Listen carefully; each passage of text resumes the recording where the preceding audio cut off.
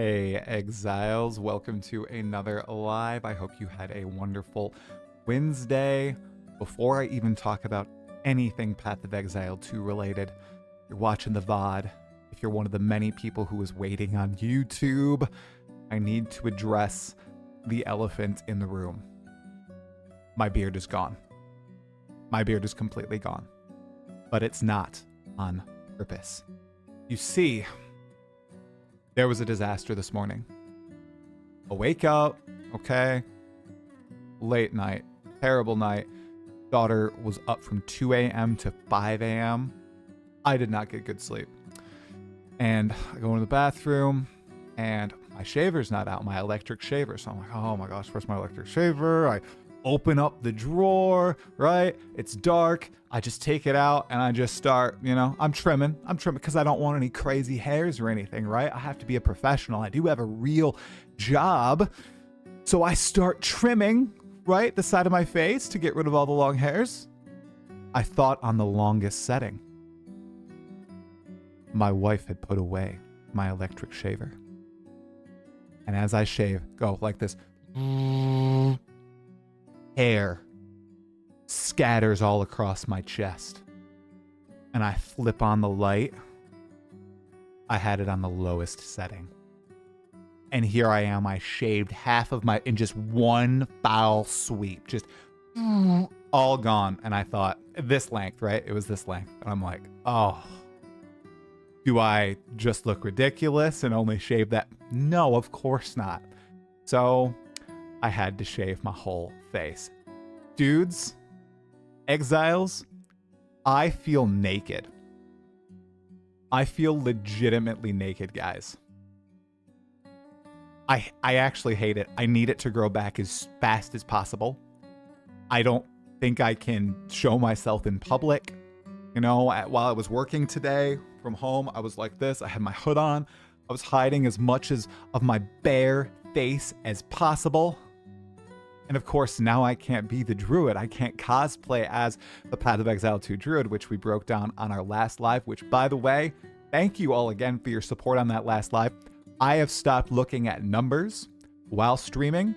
We had like 500 concurrent viewers at one point, and we don't have any PoE2 information. This is just you guys showing up and supporting the channel during a dead period.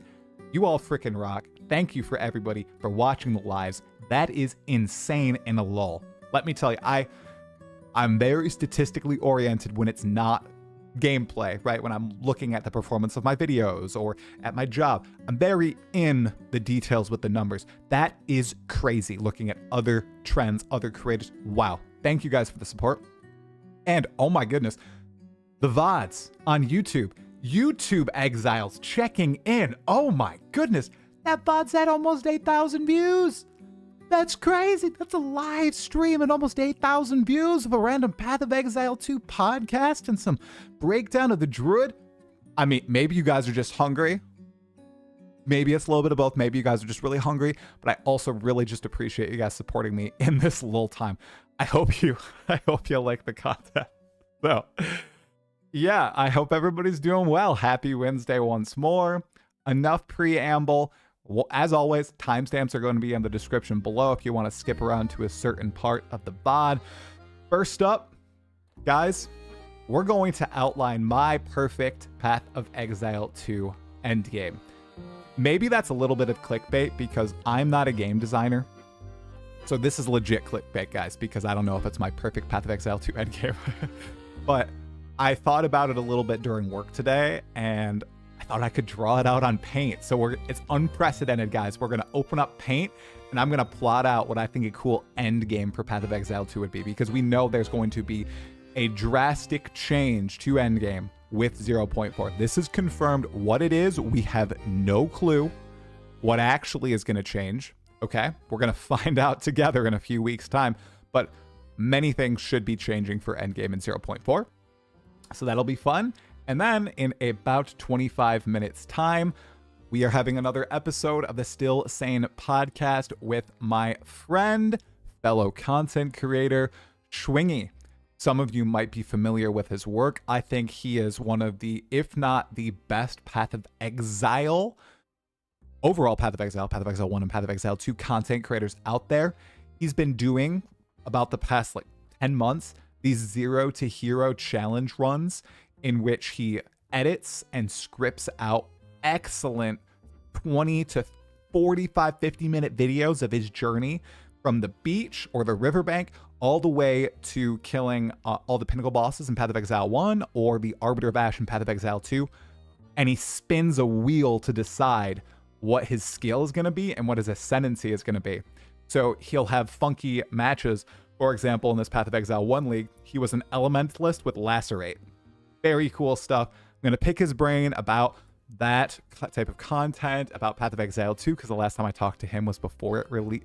Last time I talked to him publicly was before it released in 2024. Should be a good podcast.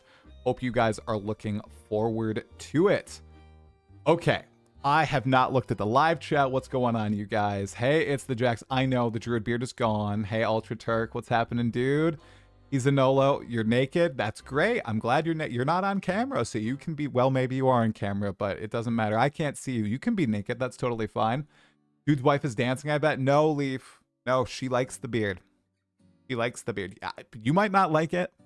I like it, and my wife likes it, so we got to grow it back out. Schwingy is going to be on the podcast. I know people aren't going to recognize me.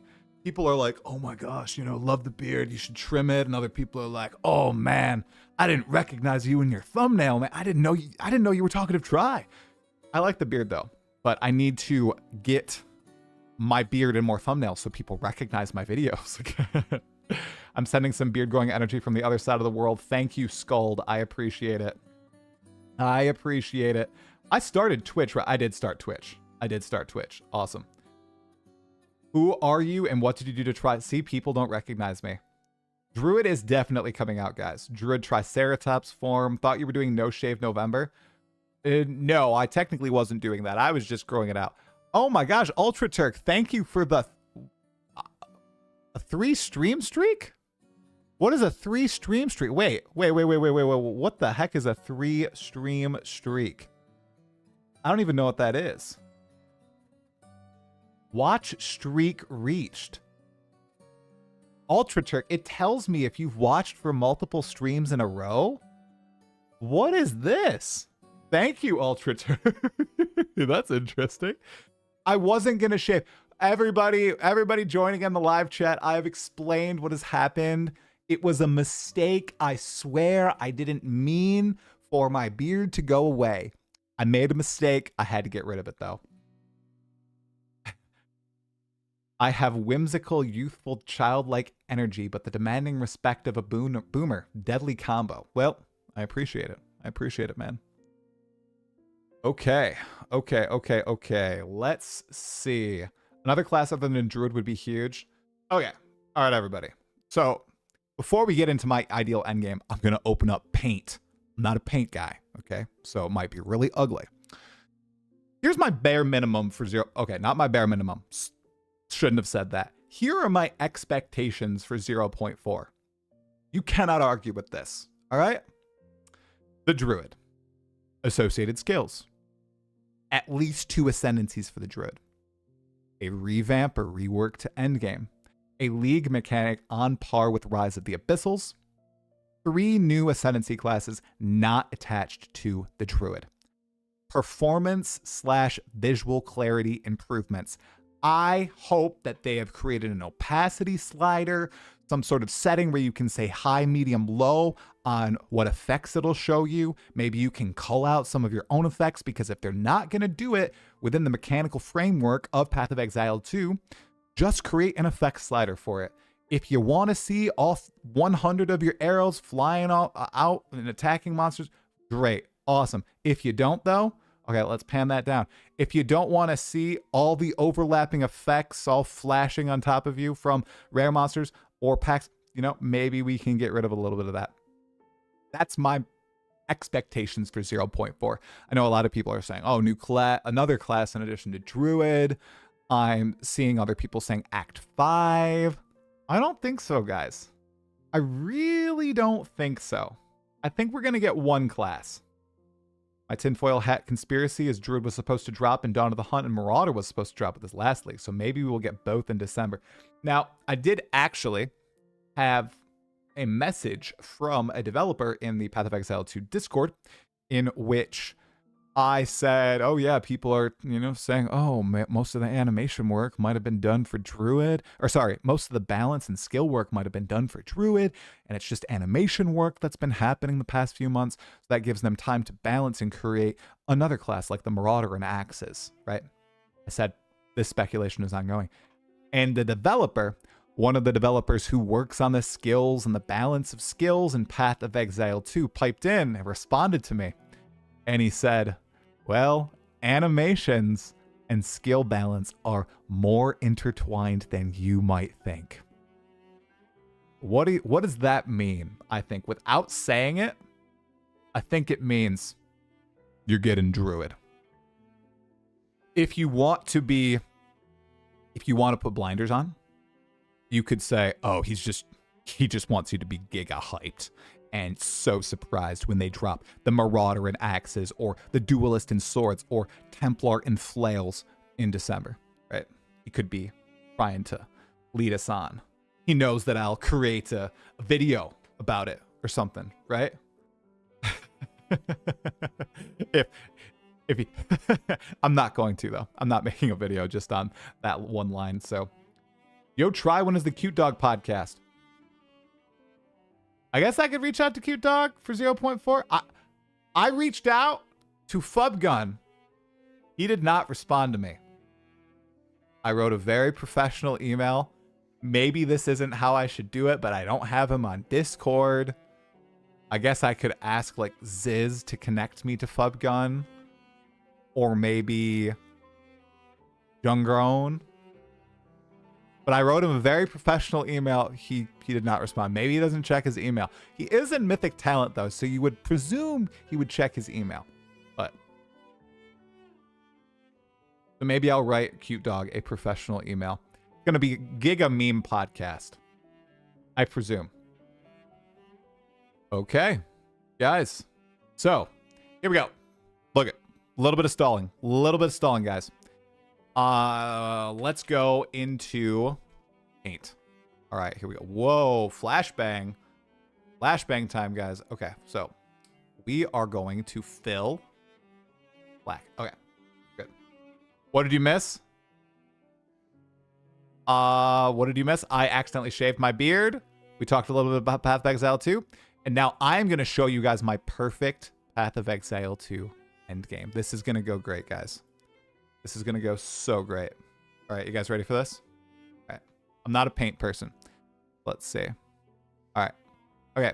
So, a lot of you might be thinking, oh, this guy has been playing Path of Exile 1, so he just wants the Path of Exile 1 endgame and Path of Exile 2.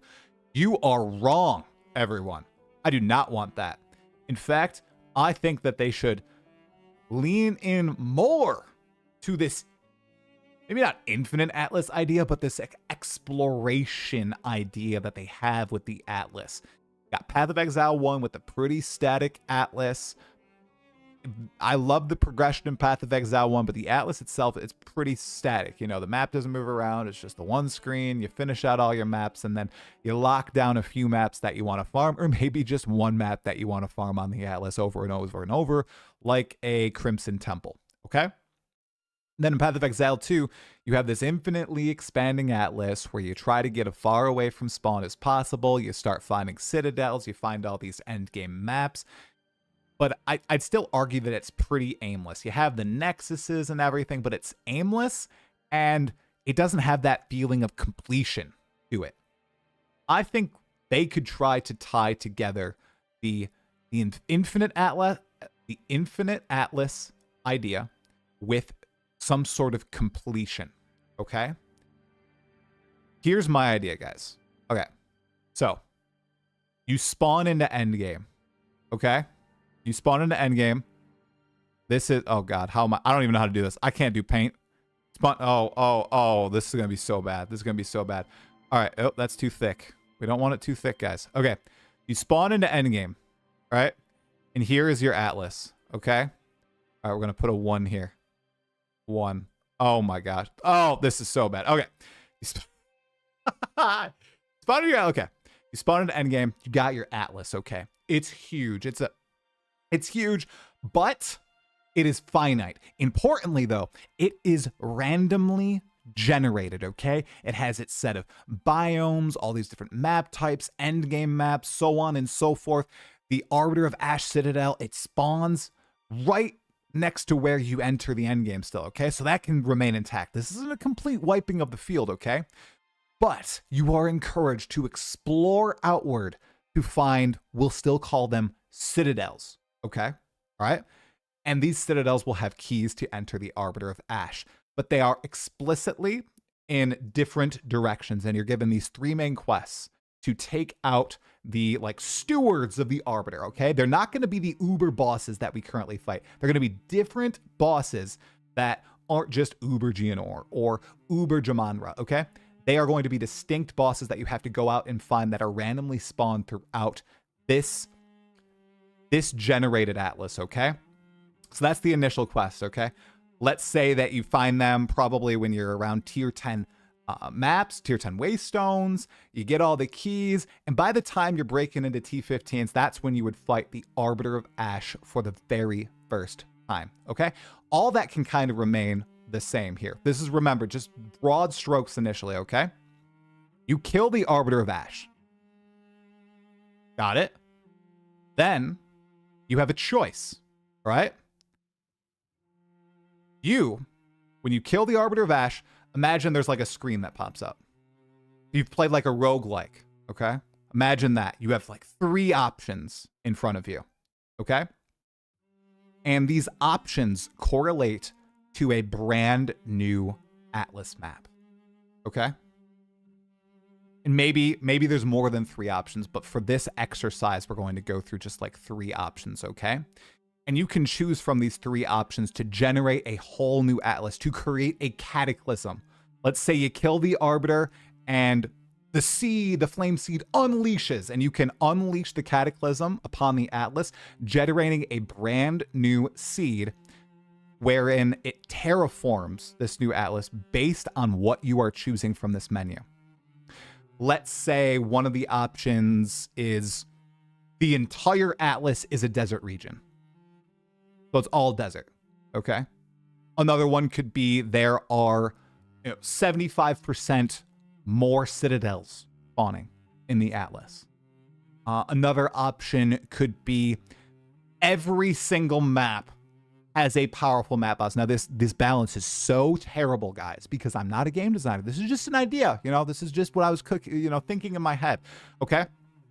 So you choose one of these options and it forms a new atlas, okay? All right? But remember, it's finite, forms the new atlas. And here's the other thing that I think is a cool idea. When you form a new atlas, it also generates, I'm hoping, they add a new Pinnacle boss. It generates the opposite version of the Pinnacle boss that you just killed that you then need to go and find the keys for, and then eventually fight to continue this cycle.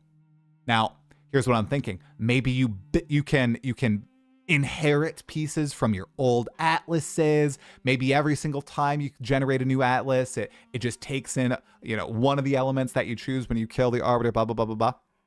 I think also, and this is important, for people who want to maintain their current atlas, maybe there's an option to just go and remain at 1. When you kill, you're not forced to. Although I'm kind of like thinking from a game designer point of view, would you want to do that? I think you would want to, when you go into and kill the Arbiter of Ash, you'd be kind of intentional about it. Okay, you'd want to go in and generate a brand new atlas catered to your exact desires. Okay, and you could keep doing this over and over. Okay, and over and over again, and that's like the new endgame loop. And you could complete these atlases. Okay. Now, I haven't looked at chat. You guys are probably cooking me, saying this guy sucks. Terrible game. But I thought this would be a cool idea. Okay. All right. Importantly, this also ties into a revamp of the Atlas tree. All right, how do I do paint? Can I do new? Save. Untitled. All right, flashbang, guys. Flashbang. Okay. Importantly, this would tie in to the new Atlas. Oh, yeah. Oh, yeah. Look at that. Oh, Atlas tree. I'll look at chat in a second. I'm sorry for disregarding you guys. Okay. The new Atlas tree. Okay. The core Atlas tree no longer just, improves monster pack size. It doesn't just relate to essences or any of that bland extra content that I think Miso Shiro said it best. You wouldn't notice if somebody just wiped out your core Atlas tree in Path of Exile 2, in my opinion. Instead, what this Atlas tree does, we could even let's not call it that. What this Atlas tree does is it helps you terraform your Atlas. Okay? All right? So you know how when people weren't finding citadels, so they buffed the citadel rate by 66% or something? We know that you can edit the Atlas all after it's generated, right? Terraform. Wow. That terraform. Okay. So what I'm thinking is the Atlas tree, instead of just being exactly what it is in Path of Exile 1, right? Instead, it actually affects the Atlas map. It helps you change the world, okay? It allows you to, for example, shift regions, make some regions more common, make certain maps more common. You know how lots of people are like, I can never find the map layouts I want. Why not have the Atlas tree allow you to terraform aspects of your Atlas to craft your little finite atlases the way you want? That would be so, so cool, I think. I think that'd be way cooler than you have 5% increased magic pack size. Essences are 45% more likely to appear. Rogue, I don't know. I feel like that's, that's the safe. That was more the same. I think they need to take big swings with this infinite explorative Atlas idea and do something like this. Something truly game-shaking, shifting of the mindset, if you will. You can still have those other nodes on there, but I think those should be like little wheels, right? Okay? This should be the bulk of the Atlas. I think it would be so cool, guys. I think it would be so cool. Okay, now I'm gonna look. Now I'm gonna freaking look. Akira Plays, thank you for the 16 months, guys. Okay. Okay, I'm going up. I'm going up. Of course, Of course Fubgun doesn't respect me. I am on the total opposite spectrum of Fubgun, guys. I don't do farm strats. I don't care about speed running stuff. Oh, goodness gracious. Let's see. Wish I could reset my Atlas instance and apply increased difficulty reward tiers to them. Well, that's what you could also do, right? You could increase the Waystone tier and everything like that. Sanctum meets Infinite Atlas. Kind of sounds like the Last Epoch Endgame. Now, with the Last Epoch Endgame, when you kill Orbis, doesn't it just reset everything and there's there's no way to really shift the trees, yeah? Or shift the timelines. What happens if I fail a Citadel? Am I locked out from resetting? I think here's my crazy idea too. Why can you fail Citadels? Why can't they just be like normal maps? Get rid of that. I think get rid of that. Allow you to repeat Citadels. Akira, thank you for the 16 months, man. I appreciate it. Thank you, thank you, thank you. Hey, Prince of Persia, thank you so much. This is what you've been saying on Reddit for months? I did not read your post, bro. Heck yeah, dude. It'd have to be a separate tree, because if you respect the tree, it obviously couldn't affect a part of completed Atlas. Yeah, great point. It would have to be permanent. Whoa, permanent Atlas.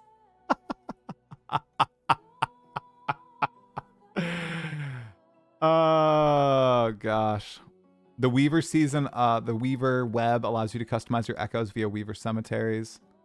Make it harder plus allow to fail. Yes, Akira plays, totally agree. Citadel failures for the stakes, man. Of course it's for the stakes. We know this. Come on. Yeah, of course. Right? Let's cook. Now that this isn't much cooking. This was mostly me yapping. Okay? Also, the new character loop would be weird if you have like a 5th tier Atlas. The second character would have to make the jump from Act 4 to 5 tier Atlas. Not too bad, but for SSF it would be hard. See, I could dream. This is why I'm not a game developer. This is why grinding your games are the game developers. Okay? Right? And why they know best. Okay? But essentially, the idea is roguelike Atlas. You get to complete the atlases and move to the next one. It adds like a tier of progression to it and everything, as opposed to just the infinite. Because one of the bad things, I didn't even mention this. One of the things I don't like about the current atlas is the scrolling. Okay, I know that there's pins. I know. It's still, it looks very cluttered. It looks cluttered. At a point, there's just too much on your screen. And I would prefer something that was tighter. It doesn't need to be as tight as the monos in Last Epoch, right? It doesn't need to be static like the Atlas and Path of Exile 1, but something not as unruly I would prefer. But I think they can still go for this exploration aspect as opposed to just dumping it entirely. I don't think they're going to dump it entirely. We'll find out in a few weeks.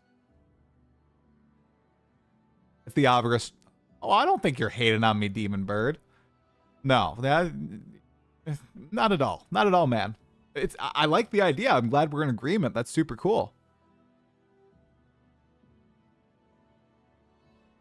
Oh, thank you, Pacho. I appreciate that, dude. I pride myself in being chill. I try to be as chill, as, you know, uplifting as possible, because why would you want to see me moan and complain, right? I usually stream after a long day of work. I don't want to go I don't want to come on here and just complain. That would be not good for me mentally, and probably not very entertaining for you. There are plenty of other people who are constantly complaining and moaning, right? You can watch those people. I think we mentioned a few of them earlier. Ayo! I don't watch them. I don't actually know. So, as we learned on last stream, I don't watch like PubGun videos, right? Because I don't care about currency farms or the most optimal build to blast T17s on day 2, or, you know, kill Arbiter ASAP and PoE 2. I don't care about any of that. You know, I watch people who give commentary on the game, you know, like Dreamcore. I love his commentary on the state of the meta and Path of Exile 1 and PoE 2. Same with Rax. Now that I think about it, a lot of people who create the state of Path of Exile 1 or Path of Exile 2, I watch their videos. Like Dreamcore, Rax. Wow, do I watch many creators? What, Schwingy's videos? But that's not that's like more entertainment. I don't watch guides or anything, you know? Whether they're build guides or currency farming guides or how to do content guides, I don't really watch those, you know? They're just not for me. And I'm well aware that they are the most popular type of content in the Path of Exile community. Right? Okay. All right. The most you care about is performance. Very, very, very true. Okay. No way. Was that a hype train has ended at level 1 with 0%? That is the most depressing hype train I've ever seen in my life.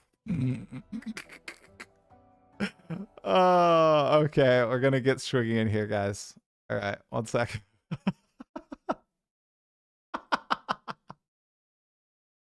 Hype train. All right, virtual cam. Yeah, guest, Schwingy. Sorry, I had a busy day. I did not get to prep anything. All right, we don't have any hyphens today, guys. We won't have any hyphen issues. By the way, I'm gonna do it right before we get Schwingy in here. All right, you know what to do. Hit the like button right now if you're watching live. If you are watching the VOD, it spreads this to more people in the algorithm. It improves the reach, and we get more people in the live chat chatting or just watching the video, okay? And that's what we want. We want that. We want to grow the community, okay? Even in the little time. Look at that little cool, the way the frame snaps all around. It's very cool. Okay, my kitty is being insane. One moment. Sorry, Schwingy. I know you're in live chat.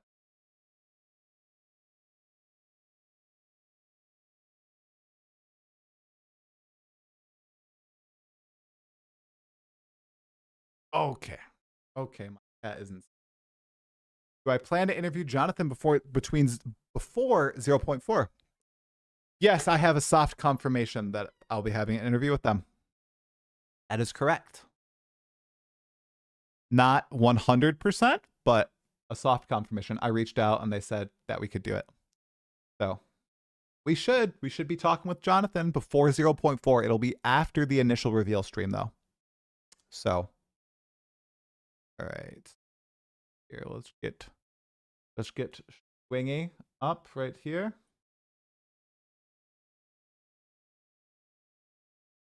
Yeah, but the one thing I want you guys to take away from my rambling endgame discussion, I think some form of finite atlas is best, but you can lean into the exploration aspect. Does not need to be like Path of Exile 1, but I think the limitless thing, I don't think that's the way. It is not the way. I think that's a Dota 2 meme. Okay.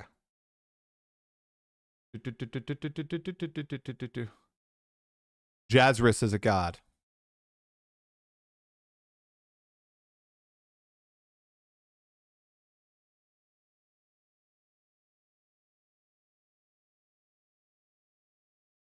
Okay. We're ready to get him in. All right. Virtual camera is good to go. All right. I'm going to make sure he's not going to be blasting your eardrums. Here. All right. Our video call. Pop out. Full screen, baby. Don't let him see me. Hey. Hello, hello. Oh, you sound beautiful. Can you hear me? Oh, crap. Can you hear me? Uh-oh. You can't hear me? You can't hear me? Schwingy cannot hear me. I don't hear you. Hold on. Do I have to watch on Twitch? No. No, you should be able to hear me here. You should be able to hear me here. Let me see if my mic is not. Oh, I muted myself. What am I doing? Okay. That would do it. There dude. we go. That would 100% do it. Muting myself. All right, that makes more sense. Oh, you're good, dude. Sorry about that. All good. No, you don't have to watch question on for you Twitch. before we start. Oh yeah. Is the audio sync okay with my voice and all that with the camera? Because I have been having issues with that. Let me know. Is it okay? Ooh. I can change it. It looks a little off. Yeah. I okay, hear hold on. I hear the audio before your mouth moves. Chat, am I right on that or am I going crazy? Okay. Great question. Your And voice what sounds about good though. now? Oh, say it again. I'm watching you. And now, how is it? Let me know. I can like snap. Oh, I can't hear the snap, but it looks. No, you can't hear the snap. Doesn't pick it up. Is it better? It looks a little better. Yeah. I don't think it's disconcerting. Okay, as long as it's not like distracting, because I've tried to get it right, and it's like I'm using the OBS virtual thing. I'm not used to doing that. Oh, interesting. Yeah. Okay. Hi, Kitty. Hi. Yep. You want to say hi to Schwingy? She was attacking my door. Zoja, do you want to say hi? Say hi to Schwingy. Doesn't she just wants to sit? Oh, that's Zoja. That's Guild Wars 2, huh? That's nice. Yeah, that's right. Zoja was gonna be our dog. My cat's name is Jinx, so video game characters. League of Legends, right? There you go. Yeah. Yes, sir. 100%. Okay, I think your audio does look good though. Somebody in chat confirmed that his audio is set. He's in the yellow. I don't see any pops. Nothing beyond what I usually do. Yeah, that's good. YouTube or Twitch, give me confirmation. I know there are people in chat. You guys were very chatty before. Oh, I scrolled up. Oh 62 my. missed messages? Oh my god. Okay. Well, yeah, there's a lot of chat. Oh, try. Okay. Try. All right, let's see. Yeah, everybody thinks we're bros. Yeah, people say that about me and Blaze too, you know? Okay, audio is good. Audio is good. Audio is fine. Awesome. Hey, Chuckles, what's going on, Perfect. dude? Chuckles, it's been a while. Okay, I think we're good. All right. All right. Well, dude, this is like a Josh Strife Hayes comment right here. Swingy is this guy's favorite YouTuber, starting with S and ending in Y. Like a Josh Strife Hayes comment. Very smart. That's very nice. Yep. I want to make sure you're centered too. One sec, I'll center you. Okay. All right. I think your cam. Yep. Your Yeah, camera zoom in picks on up. me. There you go. Oh, there you go. Oh, you got the cropping. Oh, the That's cropping, fancy. man. Oh yeah. I swapped streaming. I was doing Streamlabs for the longest time, but I decided to swap over to Okay. OBS, and I like it way better because I get my audio through OBS, so because you don't have filters in Streamlabs, so my mic sounds Yeah, way better okay. while streaming. And there's all Yeah, these plugins that you can use for OBS as well, like the fancy, like Okay. I know you probably will you see this? I don't know, maybe you'll see it. If I go like this, like it swaps like Oh my yeah, I see that. dude. Yeah, It's I noticed so that cool. earlier. Yeah, It looks very clean. so clean, and that was one click, and it's way better than a fade transition. It looks like whoa, try put some effort into this. Nope, but Except it looks good. You just downloaded some stuff, but yeah. Yeah, 100%. Oh, before we Very hop into the nice. Path of Exile 2 stuff, how you doing, man? Do you have a chill day at work, hopefully? Yeah, work was good today. Oh, that's good. Stress free, which is nice. And yeah, no, it's been a chill day. Got some food, got some takeout, some chicken, and healthy stuff. What so I was type of very happy chicken? with that. They do like this chicken breast with like you can choose your sauce. So I went for like a lemony chicken, and then there's also a garlicky one. So I took both, and Oh, feeling very good. wow. Like a garlic chicken and a lemon chicken, or you put both sauces on there? I No, shouldn't do that literally, you movement. got one of each. Actually, two of each. It's yeah, it's Ooh. pretty cool, and it's got like a whole bunch of rice and bulgur and vegetables and stuff. It's yummy. Is it a Mediterranean place? No, well, No? no, it's like a Quebec thing. It's like a new chain that opened up in the last year. That's like really popular. It's called Poulet Rouge, which is red chicken. Yeah. Okay. Sorry, you said that. I'm distracting you. No, you said that. So now, and you mentioned something in our Discord earlier today. Can you speak French? Yes. Oh my God! Can you say something in French, please? Do it, please. Qu'est-ce que tu veux que je dise? Je sais pas. J'ai je sais pas. J'ai mangé du poulet rouge aujourd'hui, puis j'ai bien aimé ça. There you go. Some French Quebec language right there. Yeah, here. I'll come right back at you. Mon ami. There you go. Boom. There. Mon ami. Mon ami. Is that so? And were you? woo, So wait. yeah. Oh my God, Schwingy, I didn't know. Dude, we were talking about. So yeah, I understood everything. You did? Yeah. Okay. Yeah. Okay. I'm sorry. Got everybody in the chat. We'll get to the PoE2 stuff in a second. I just need. So when spoilers for Expedition 33, when you fought Renoir in the Monolith and the music with like the OST was playing, and it was obviously Renoir and Aline like fighting. Like, did you notice that with the lyrics, or were you kind of locked into the fight? I mean, I've definitely like focused in on the fight because it's not an easy fight. The Renoir fight that gave me trouble, but no, like throughout the whole soundtrack, even like when the game first boots up, it starts in French with like they're talking about the different characters like Verso and I forget who else is in that first song, but they name a bunch of names. Right. Maybe it is Renoir. Yeah. And so you just like it kind of makes you wonder, what are they even singing about? Because you don't know who these characters are at all yet, but they're just like foreshadowing everything. Anyways, it's really good. No, that's super cool. I had no idea. I've always thought about that. Like I've talked to my my brother he's playing Clair Obscur now, and he just I think beat Renoir on the Monolith, and I said, oh dude, you imagine like if you could speak French and you're battling, and then you suddenly hear like all this, and you're like, oh my God, what is going on? Because all these huge plot details, because I've read all the lyrics in English, and it's dropping bombs, and I'm so fair. Yep. Oh, do you think it will win Game of the Year? When you're caught in the moment, I think it's going to win Game of the Year. Yeah, I think so. I really think so. I'm not like I don't know. I think it deserves it, but I haven't played all the games on there, so Me neither. we'll see. Me neither. Yeah.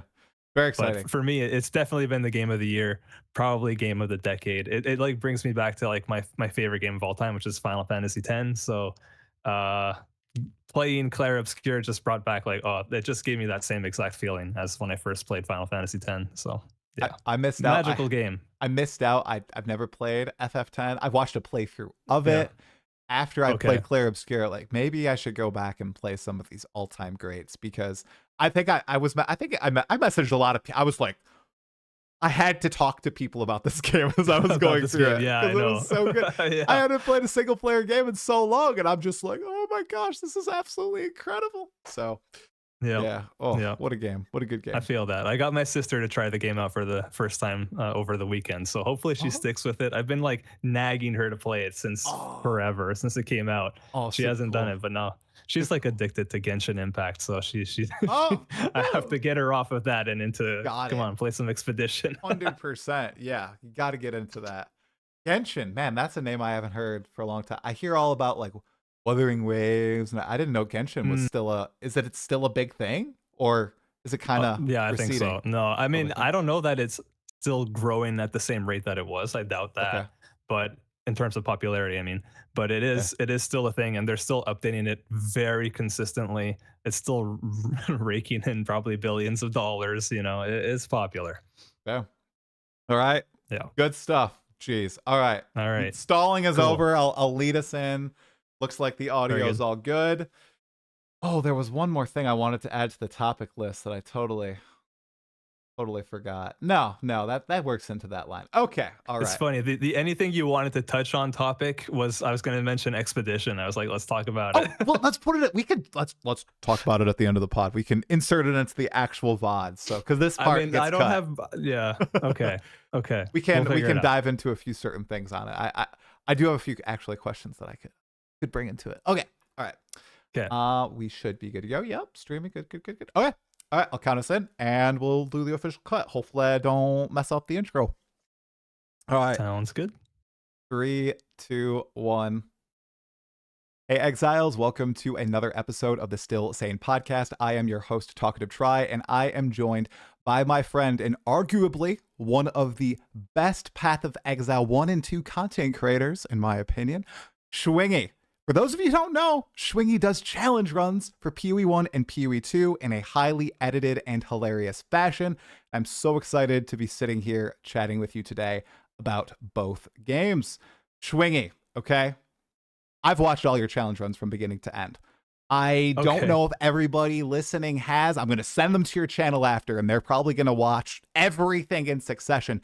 I got to ask you, what was your initial inspiration for some of these challenge runs, and could you give people a rundown of what they actually are?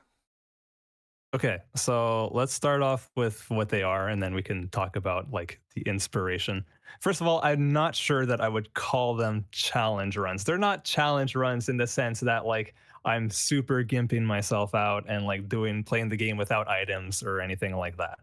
It's more I'm forcing myself to get creative with builds is the idea, and to show to people that you don't have to play meta. That was, I think, one of the original ideas behind it.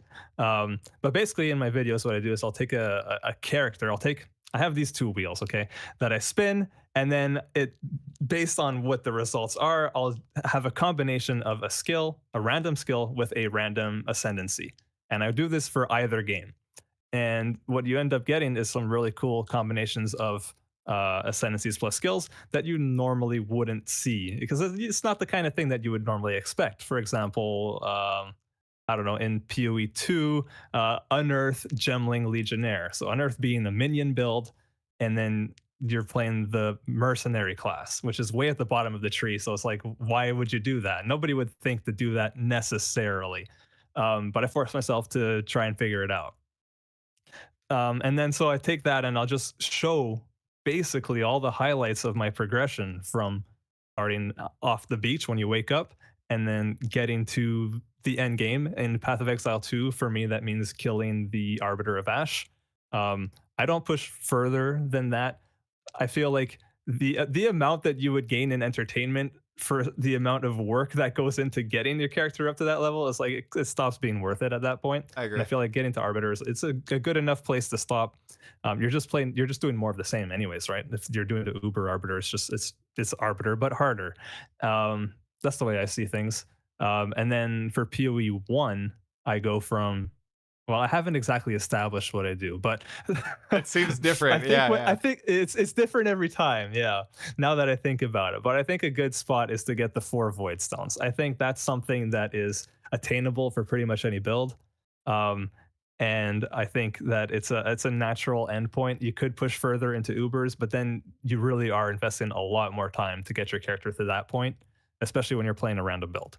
100%. And I guess before we go into the inspiration, maybe we could tail end this section with it. Sure. So far, let's start with Path of Exile 2. What would you say has been the most challenging build you've done and the most powerful? I think, have you done 3 challenge runs in PoE 2 so far, or 4? So PoE 2, I've done 4 now. Because you did one with I a did Spearfield. crafting, right? It was a crafting one. Yeah. That wasn't built. Yeah. I did a crafting one. Yeah. So I did Spearfield. I did, so yeah, let's start from the beginning. I did Spearfield Titan was my first one. Then I did Unearth Gemling Legionnaire in solo self found, mind you, which really made it a lot harder.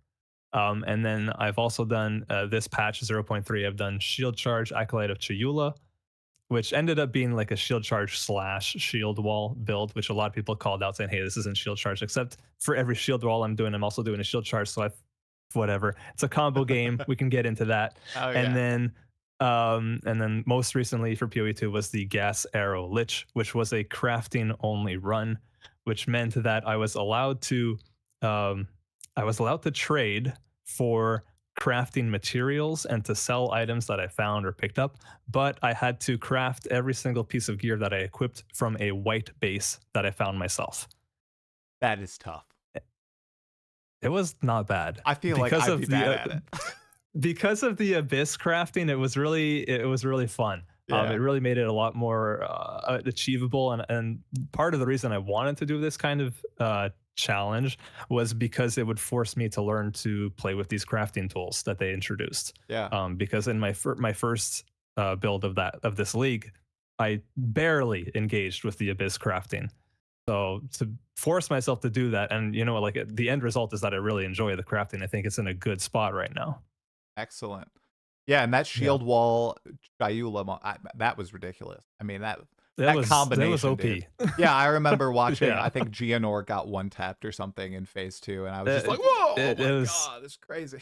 Yeah, it blew my mind. Like, it was really strong. As soon as I equipped the shield wall skill and I tried it out, I was like, "Oh man, this is gonna like invalidate everything." I'm like, "Do I keep playing with it or do I not?"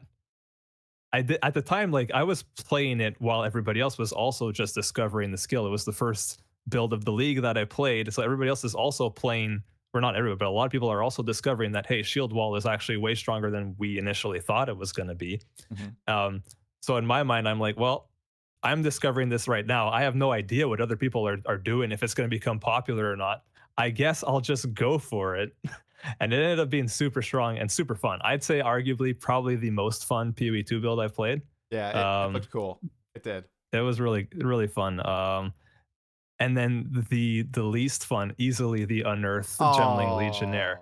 It became fun at the end, but oh man, it took me 3 months to make the video because I just didn't want to play the character. So I forced myself to get past the hurdles by just grinding it out. Yeah. It took way longer than any of the other builds to just get to that point. Yeah, there were a bunch of checkpoints for that build. There were so many issues with playing Unearth, just Unearth in general. However, in 0.3, they buffed it. So everything that, like pretty much everything that I was complaining about in that video got buffed, which is great. Because it needed to be done. And that's not to say that I think that my video caused the buffs, because I released my video like 3 days before the patch went live. So there ain't no way. But yeah, it was like I was like, this would have been fun to do next patch probably. Right. I can see the devs saying, "Oh, Schwingy's exposing us. We got to make some last minute." Because that video, dude, it was like that video popped. It went. Was it at over 200K views or something already? It was at an insane number, man. 229 now. Oh, yeah. See, they're doing good. See, no, yeah, they are. Zero to hero videos have been really outperforming anything else I've done. I mean, I've had a couple of videos go viral, I guess, in the past, but these are consistent, which is amazing, and it's why I'm still doing it. And I plan on just doing more. Yeah, it's really fun. It's fun for me. It's fun for you guys. So it's a win-win situation. Yeah, it's awesome. It's super entertaining. The editing style is fantastic. The subscribers orb is something that I've decided to never steal from you, even though I want to steal it so badly, Schwingy. I won't do it.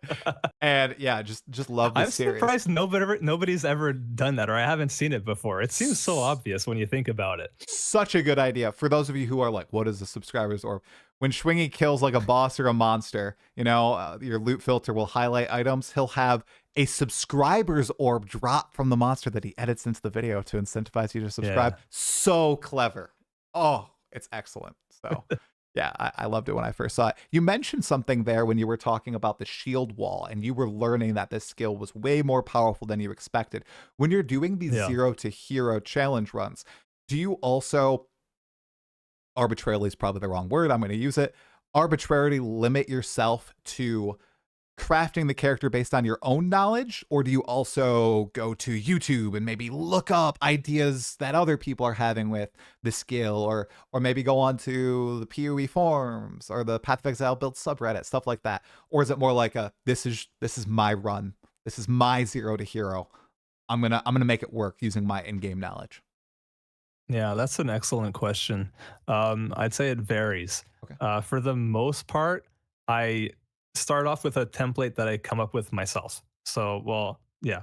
So I'll spin the wheels, find out what build I'm going to try and puzzle together.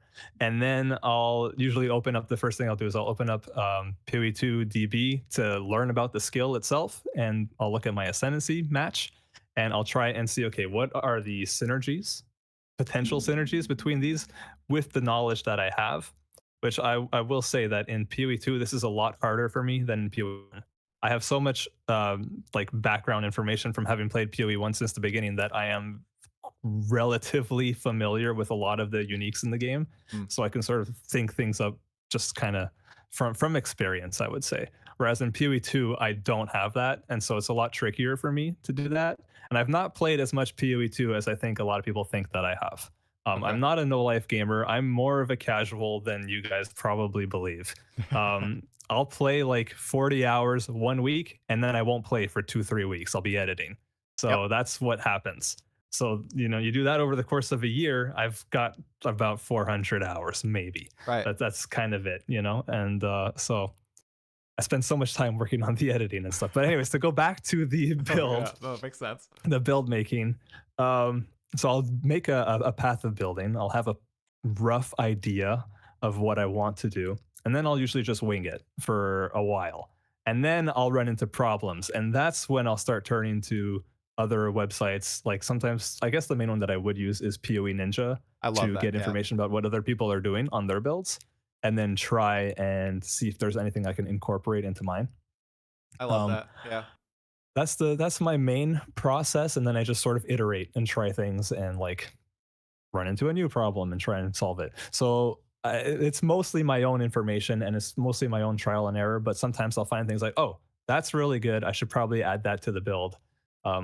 As long as it's within the constraints of what I'm allowing myself for the run. If I'm in solo self-found, maybe I don't have access to uniques that would really help, you know? So there's that kind of thing.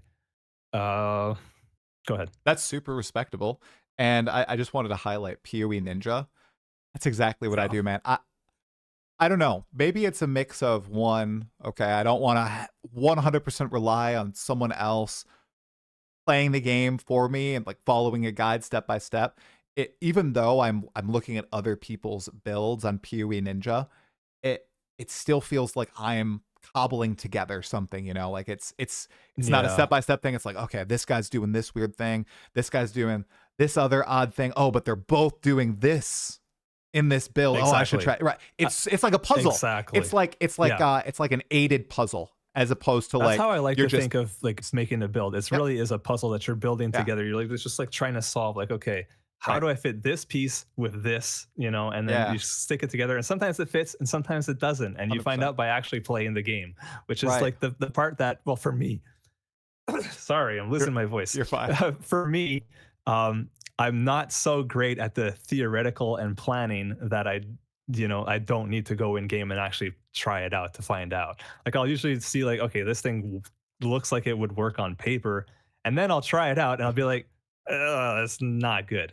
And sometimes I'll show that in my videos. Often I don't. Often I'll just cut that out. I just Right. won't show the part that's like it's unimportant. It didn't end up making a difference. I don't need to include that. Definitely. Yeah, yeah. But yeah, Well, PoE Ninja it's a great skill to have to be able to go look at builds like that and then sort of piece things together yourself, figure out what you can steal and what right. you have to innovate on your own. Although I would say that I don't do much of that. Mm-hmm. Yeah. Yeah. I just thought of a cool analogy. It's like you're in an escape room. Okay. If you're making your own build, you're solving the escape room yourself. But if you go to PoE Ninja, you know, the screens that are in escape rooms that give you really ominous hints. Okay. That's PoE Ninja. Okay. You're not doing the step-by-step solution of the escape room, but you're getting those ominous hints that help you get out. Okay. Yeah. You know, so that's what I've been doing with I know Ground Slam this league, which by the way, in Path of Exile 1, you do this as well. And you did a wild build this I thought it was wild. Maybe it's not that crazy. Elementalist Lacerate ended up being pretty It's sick. super fun. Yeah. It was so much fun, man. Yeah. We did a map together. You saw what Yes. it looks like. It's pretty good. It's pretty solid. It's not like the best defensive build I've ever made, but I'd say I'm not very much of a defensive build maker. I tend to just rely on full DPS and just try not to get hit, which doesn't always work in my favor. But yeah, no, it's been super fun to play that build. I love attack builds more than anything else in PoE, except for maybe cast on crit and cyclone builds. But I haven't played that in a while now. Really? Okay. Yeah. I really like those, but it's hard to fit that into a 0 to hero random wheel build. So we'll see what happens, but I'd like to do that eventually.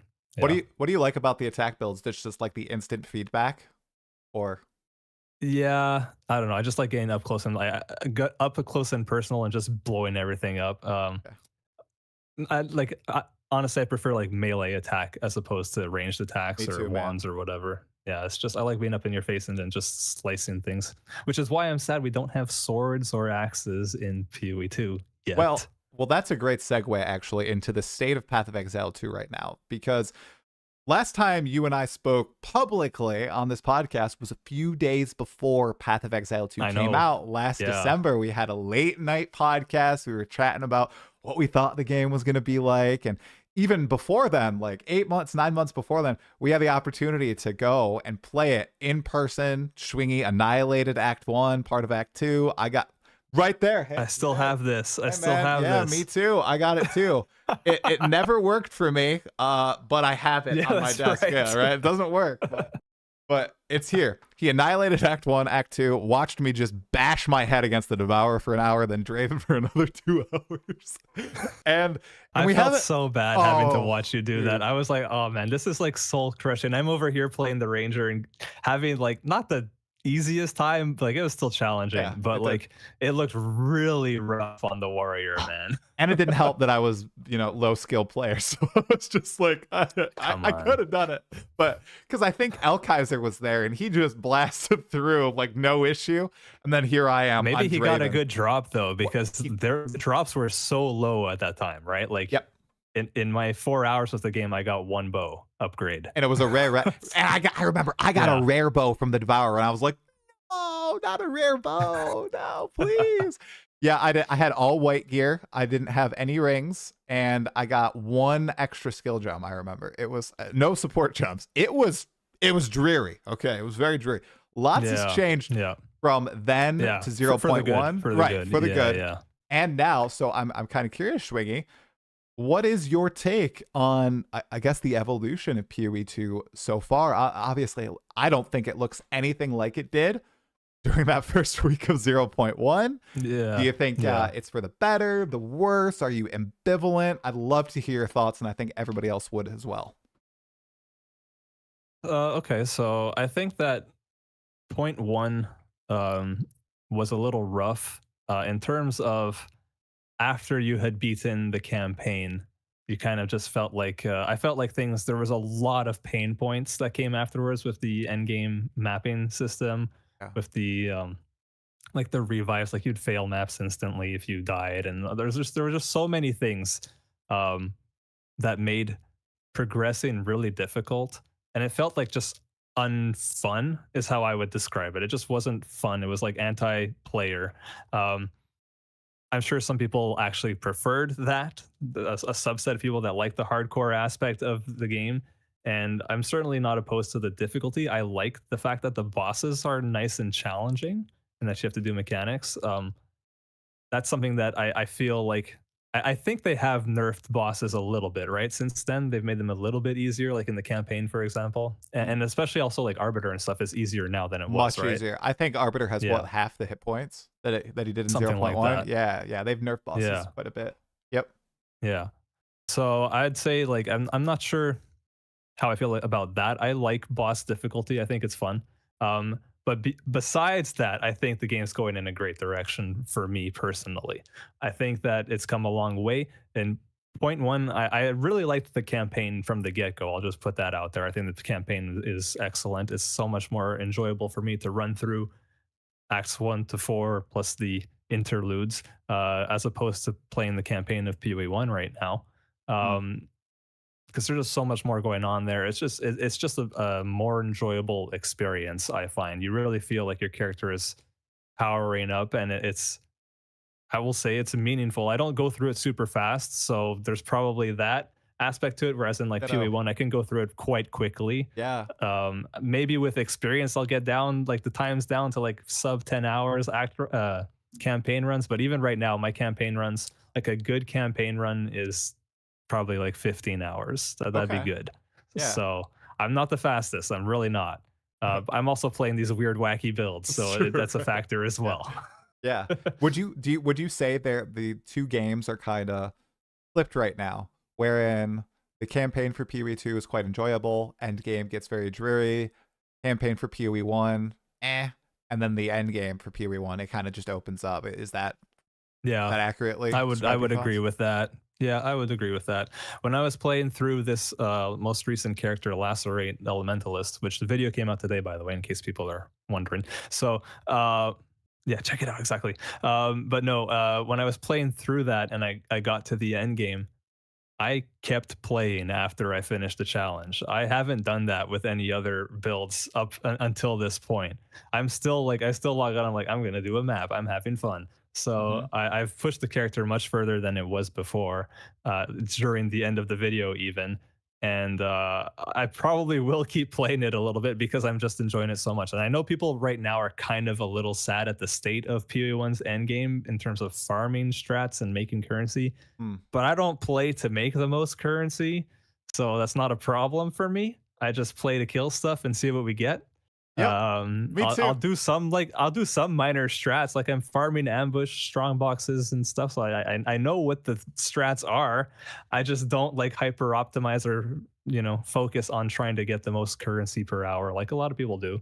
Yeah. I used to do that, so that no like judgment on my part against people who do that. It's just like for me, that's not really an issue. I'm just having fun with the game.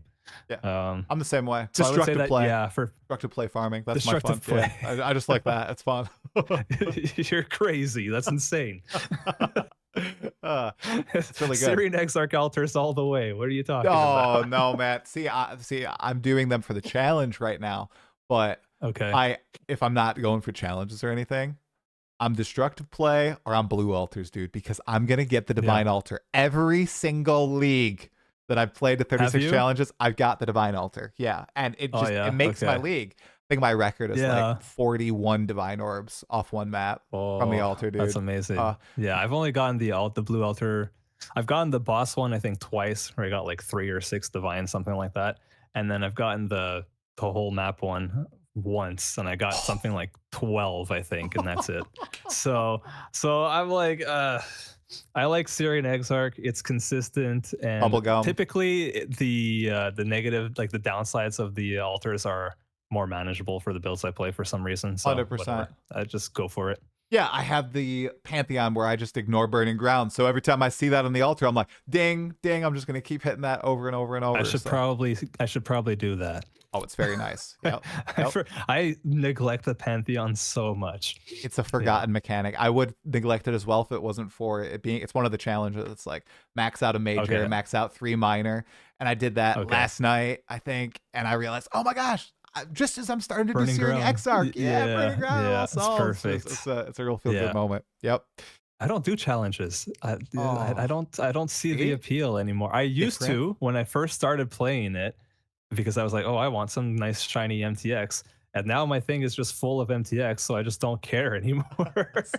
See, it's different players. We were talking about earlier, like a lot of people focus on the currency farming strats, who race to the Ubers as fast as possible to own the market. You're playing to kill stuff.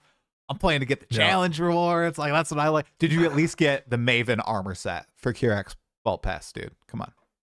You should get it. No. What's that? I don't even know what that is. If you just complete the Atlas 115 out of 115, you get a full Maven armor set where you just look like the Maven, and you even flow. You have her cape and everything.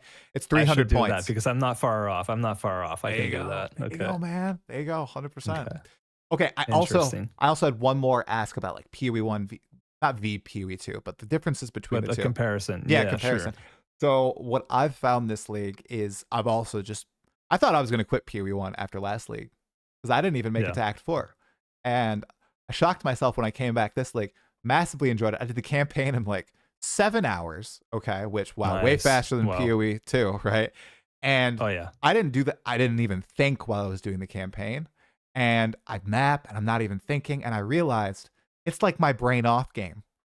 And I need that, right? With like work and my family life and everything. So I've realized with PoE 2, like at least me, I'm constantly engaged, right? Because we talked about how punishing the endgame is, right?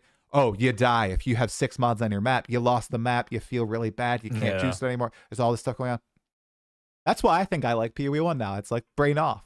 Like, is there a reason why you like game. Is that like what do you think is like the primary reason why you enjoy the game, keep coming back to it? Because I remember for a time there, I think maybe what was it, 7-8 months ago maybe, or was it before PoE 2 came out? I remember you saying I think I might be done with PoE 1. It was before it was when Crucible League and no, what's it Crucible? Was it Settlers? Necropolis. Oh, Necropolis. No, it wasn't Settlers. It was before Settlers. I think it was Necropolis. Okay. I didn't like it at all, the whole Necropolis mechanic. So I just ignored it completely. And it's funny, I also didn't like the Settlers. I still don't like the Settlers mechanic, the town thing. I hate that. So I just ignore it completely. And people are probably like, what the hell? What do you mean you ignored? You get so many like mirror shards from that. I don't care. I just don't, I can't be bothered. So yeah, that's just how that's how I feel about that. Yeah, exactly. I just play what I want to play. So I don't worry about optimizing, getting to X amount of currency so I can afford a mage blood or whatever. I just play for fun. And I think that like PoE 1, for me, it's a comfort game. It's like easier to take any random build that I want and take it to the end. I think in PoE 2, that's a bit more difficult, at least for me, because I don't know what I'm doing in PoE 2. And in PoE 1, it's an easier game to play mechanically, is what I would say. It's a harder barrier to entry if you're new because of all the knowledge information that you might not have, that you're going to have to look to other sources to like get that info, because in game doesn't really teach you well enough. Comfort game, I think PoE 2 does a better job of that. Comfort game. Yeah, exactly. I'm glad that they're alternating. Like I'm in the now that I'm enjoying both games, honestly, I'd say like pretty equally. I think I'm living the best life. I'm winning here. So anyone who's able to enjoy both, like we're eating good, because we get new stuff every couple months now, which is amazing. 100%. The only bad thing about this is now games I want to try out, but I'm like enjoying PoE 1. I'm enjoying PoE 2. I'm also making the content on it, but I also had that taste of, as we talked about earlier in the pre-pod Expedition 33. I want to try Hollow Knight and then Silk Song and all these games. I've never played any of those, right? So, but I don't have the time available. So it's such limited time. But I found what I really love and what is, comforting and just like relaxing. And that's what I need. So Yeah, Yeah, that's interesting. I'm in the same boat as you, man. So very cool. that is a challenge, I will say, is finding time for everything. Yeah. 100%. Okay, so I'm curious about zero point 0.4 Schwingy. I've been talking a lot about it, obviously, because it's imminent. I think it's going to probably Yeah. release on December 12th. Okay. And I don't know why we Okay. obsess over dates, but we all do. It's kind of insane now that I think about how much people talk I about don't. the release date. Everybody's just so hyped, you know? So I'm curious.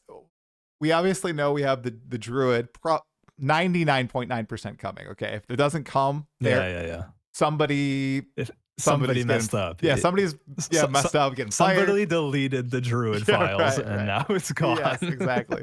So we know that it's going to have a wolf form and a bear form. I've been talking to everybody. What could that we know? And there's a third form coming. What do you think that third form might be, dude? I'm curious. Do we know specifically that it's going to be like a third form and not multiple other smaller, like less forms? Because the skills are tied to forms, but you don't actually just like, there's no like just bear form skill, right? It's like you have like maul or whatever, and that turns you into a bear. That was so the I last could iteration. see there could be a few other different things besides just one potentially, where like, you know, for one skill you turn into a bird, for one skill you turn into a frog that does a leap slam. I don't know. I love it. I don't know. Like honestly, I haven't put too much thought into what it could be. I know like Last Epoch has that weird bug thing. I thought that was really cool. When I played a druid, I played that bug thing because I was like, oh, this is interesting for a druid. Maybe we'll get like a Weta or a Roa or what else do we have in PO? We could turn into a devourer. That would be sick. You just tunnel around and like just pop up off the ground and blow everybody up. That'd be you could get revenge from all those PoE1 insta kills back in what Invasion League, if anybody who's watching played back then. That'd be pretty those sick. were the days. Any of those bugs, I like that. I've always yearned for a quadrilla form. Quadrillas are super cool. So I could see that. Yeah. That would be interesting. It kind of overlap with the bear maybe in terms of like how it feels. MTX. That's what we need. Quadrilla MTX for bear form. That could be a thing. Yeah. Although they'd still have to do all the animations and stuff. Right. But then again, the Quadrilla has animations. Maybe it's not so much work. I don't know. Right. I have no idea. I'm not a freaking animator. I don't know what I'm talking about. Jonathan, if you're listening, $500 supporter pack. Just put it behind that. You'll justify the cost. Okay. We're exactly. We have heard from Jonathan, I think, that there's going to be 3 core forms. Okay. So I think that you're right, though, and there's probably going to be some extra hidden form, not hidden, but special forms. Maybe just on the ascendancies. Yeah. Like I don't know. I could see that. I think like an owl bear to turn into like a moonkin. Oh, that would be sick. An owlbear in PoE 2. Dude, you're right. You're right. I like the owlbear. I was thinking maybe like a chimera as the spellcaster form because it has all the different elements and it could. That would actually be very interesting because I don't think any other like ARPG has, or even RPG has done like a chimera as the druid. Like that's very interesting. Oh yeah. I could see that. That'd be cool. Love it. I would love it. Do it. Come on, GGG. Probably a nightmare to animate though. Very much so. Very much so. But these guys, they're quite impressive. The team, they're good. They've been doing hard work. And I was I'm gonna bring it up. I'm on the Diablo 4 subreddit. Okay, I think it was because Adam Fletcher is leaving, and there was a thread or something. People are talking about Adam Fletcher, and somehow they got on the topic of PoE 2 versus D4, and it was somebody pooping on PoE 2. And they said they played PoE 2 and the animations were terrible in PoE 2. And that's why they came back to Diablo 4 because D4 was so much more fluid. And I think it was legitimate. I don't think it was like rage bait, but because I read through the person and they're talking about, this animation is bad and not fluid, not responsive. Maybe they played maces or something, but still the animations are good. So I was curious, like how could I've played Diablo 4. I feel like it's so much jankier animation wise. I feel like that's one of the areas where, PoE 2 is almost undisputed, the animations and that quality. Oh man, it's so hard because like when people talk about that stuff, that don't necessarily always mean the exact same thing. Like when someone says that it feels janky, there could be multiple reasons for feeling that, and it might not necessarily be that the animation itself is ugly or whatever.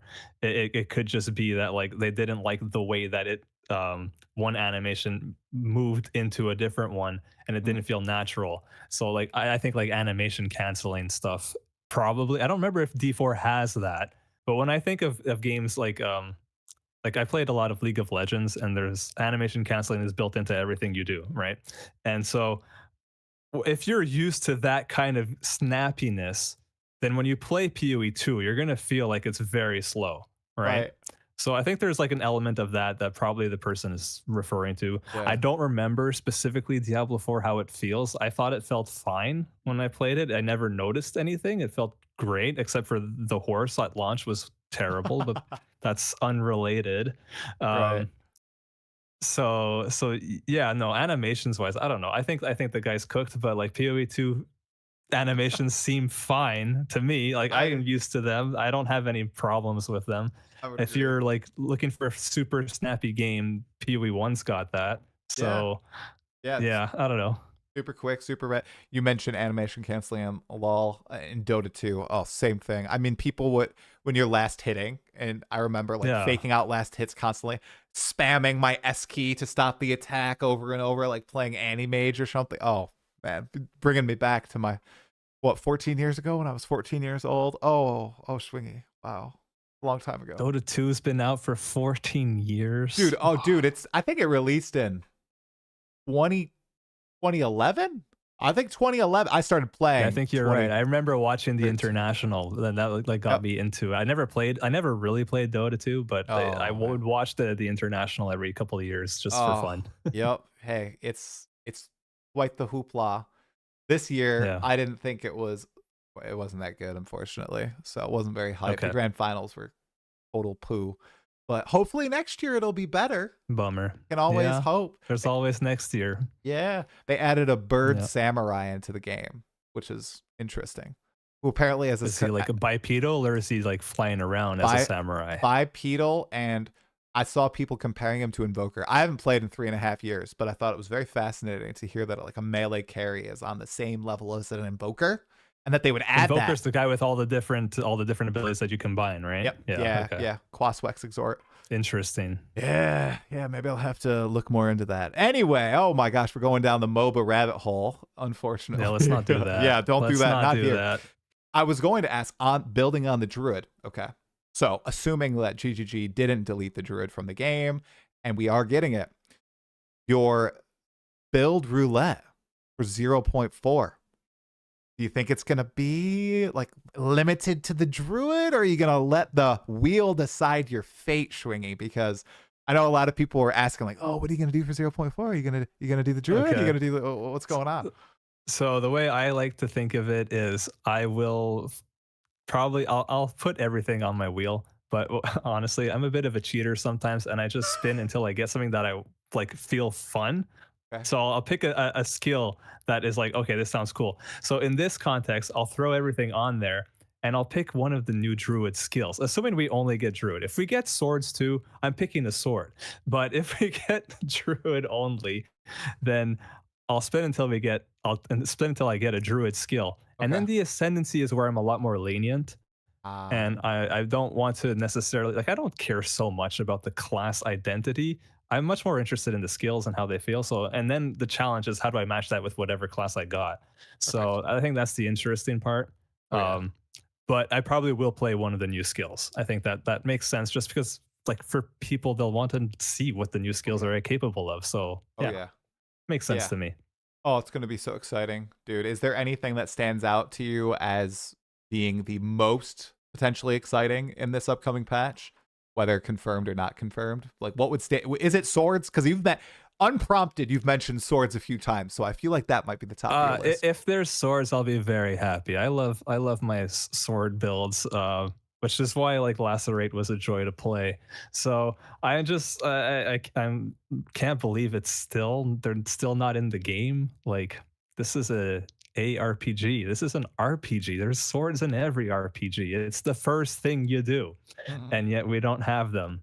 So that's like very odd. And I don't know. And I'll be patiently waiting for them, but I hope we get them sooner rather than later. I think the team is aware that people are like, where the hell are the swords? I'm sure they themselves are like, why haven't we done swords yet? Um, yeah.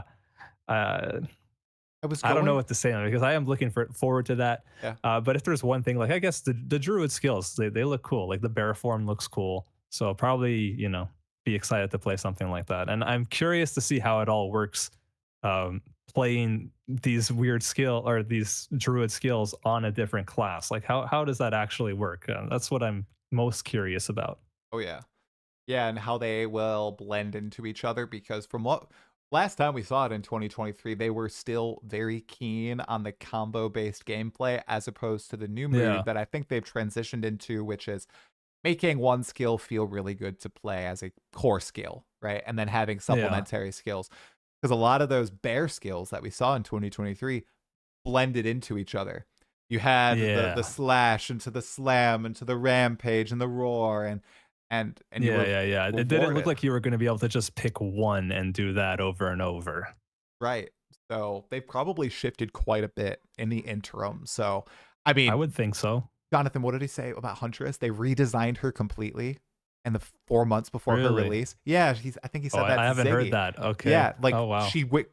completely changed the Huntress, the spear. So I'm curious if that's happened a few times to the Druid. I'm That's keen on hearing possible. It about it. wouldn't surprise me. That would explain a lot, right? Because Hmm. they've been working on, they showed the druid so long ago. Dude. And then we just still Yeah. haven't, I mean, it's coming. It's Yep. coming, but yeah. Yeah. It's gonna be like 2 years later. Oh, Yeah. yeah. Assuming it drops. You know, man, I'm ready to get burned because 0-1 burned me, 0-2. I remember everybody so Yeah. confident It's after the 0-3. You were so sure. oh, You were so right. sure we were I getting was, it. dude, I was so freaking sure. Especially in 0-3, but 0-2, dude, Dawn of the Hunt?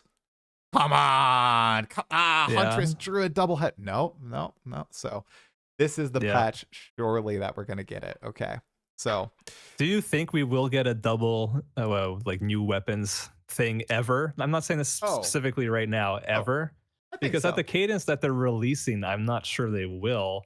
But I wonder, like, how much are they doing in the background without us like hearing about it? Like Yeah. maybe they have been working on swords or axes or flails, in the background, and so. I What do you actually think? I actually think that's pretty likely Schwingy because I spoke briefly to a dev the other day in the PoE2 Discord. I mentioned, oh, Okay. some people are saying, oh, it's just animation work for the Druid. They had all the skills and balance good to go. Maybe they're working on another one and they're going to release it in December. And the dev chimed in to me and he said, well, animations tie a lot more closely to the balance than you might think. Like animations are intrinsically related to the Yeah, numbers and everything. So I think that you're onto something, and we could get a doubleheader in what, March I wonder. or April of next year, because we've heard Yeah. how animations have just been so troubling for the Druid and the Druid specifically. We didn't hear that about Yeah. any other class really. No, and I So mean it makes it sense. does. It's like completely different, like skeletons, right? For Right. the models. Yeah, So yeah, and bulky. Like if we get the yeah. quadrupedal bear that we saw before, dude, it's gonna be so freaking weird. Can you imagine that? Like, is it gonna be the same character size as other characters, or are you gonna like not be able to fit through certain doorways in maps and everything? Like, I'm thinking of what's gonna happen. Like, is it gonna be not meta because It's you gonna can't be like zoom? it's gonna be a PoE1 headhunter situation where Oh you my were god, only just seeing your feet, and so they had to go and nerf it. there you go. Yeah. Oh, oh, it's gonna be good. It's I'd be gonna be here for good. that. I'd love to Hey, see that. yeah, 100%. Giant bear mode. Giant bear mode. Okay, Yeah. Schwingy. Aside, so I had something non Path of Exile 2 or 1 related that I wanted to chat with you about. Was there anything else PoE related that you wanted to tap on I today? think I'm good. You Okay. know what I did? Oh We yeah. never got around to the inspiration of the videos. Holy So crap. let's just Good bookend. quickly chime in Yeah. because I need to give credit to my girlfriend who gave me the idea to do the random builds. No way. So let me put that out there.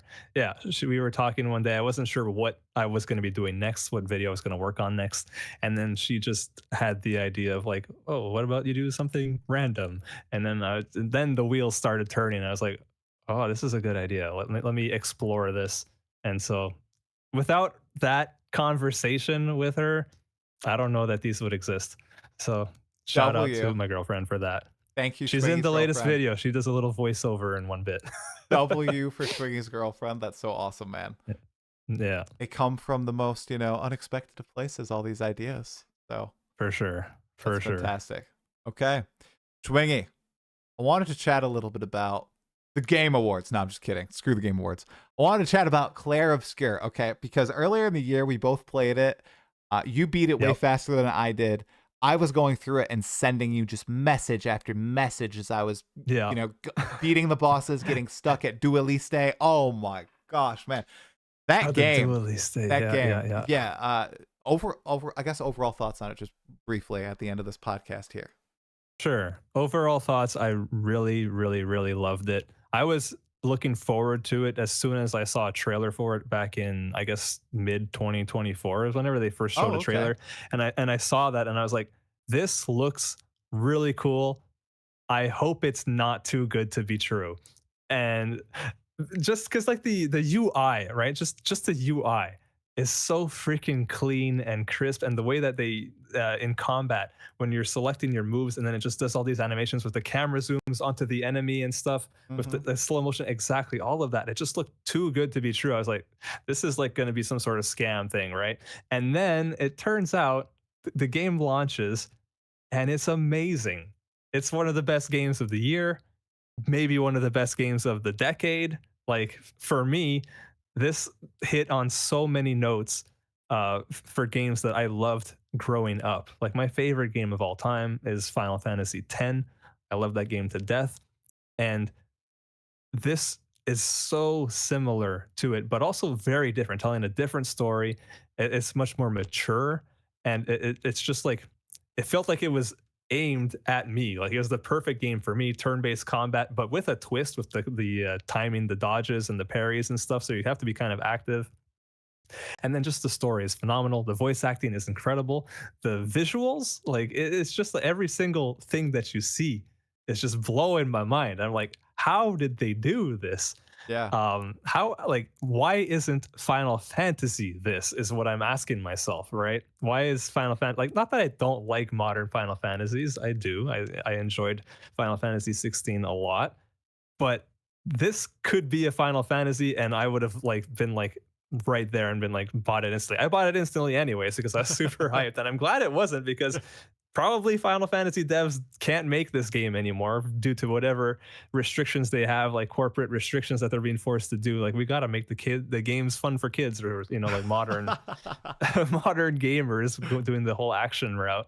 Right. But yeah, I can go on a rant about Final Fantasy. I'm a huge fan, but Clair Obscur really did it for me, and I think it's one of the greatest games that has been made in a long time that I've played. It blew me away. It hit on so many different levels, man. As someone there are, like, I don't want to spoil anything because there are so many things that you could spoil. Yep. There are so many twists and turns in the story that just caught me off guard, and when you replay it, you just see all the signs. You're like, oh my god, everything is there.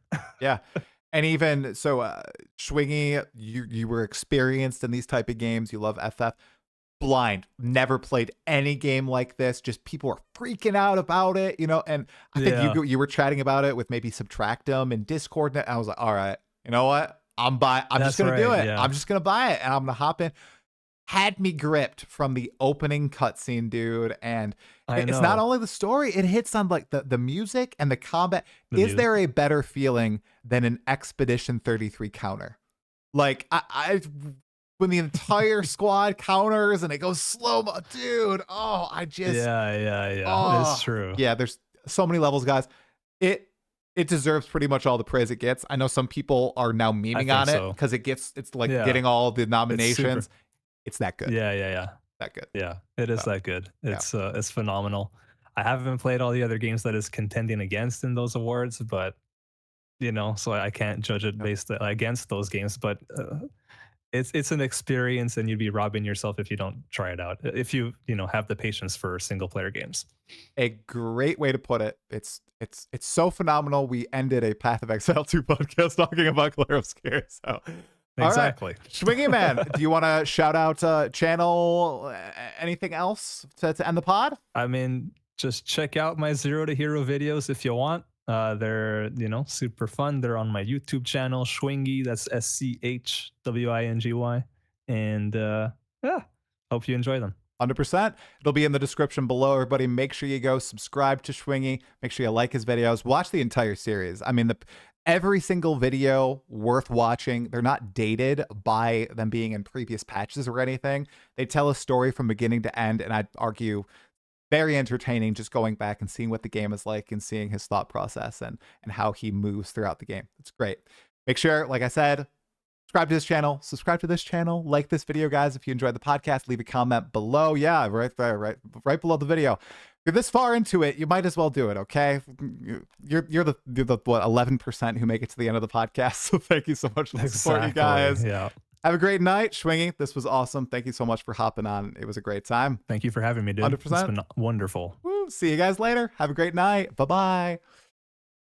All right. There we go. Thanks, Schwingy. That was very fun. Nice. That was great. That was perfect. Thank you for chatting. That was good. That was good. Dude, your mic sounds really good in my ears. Okay.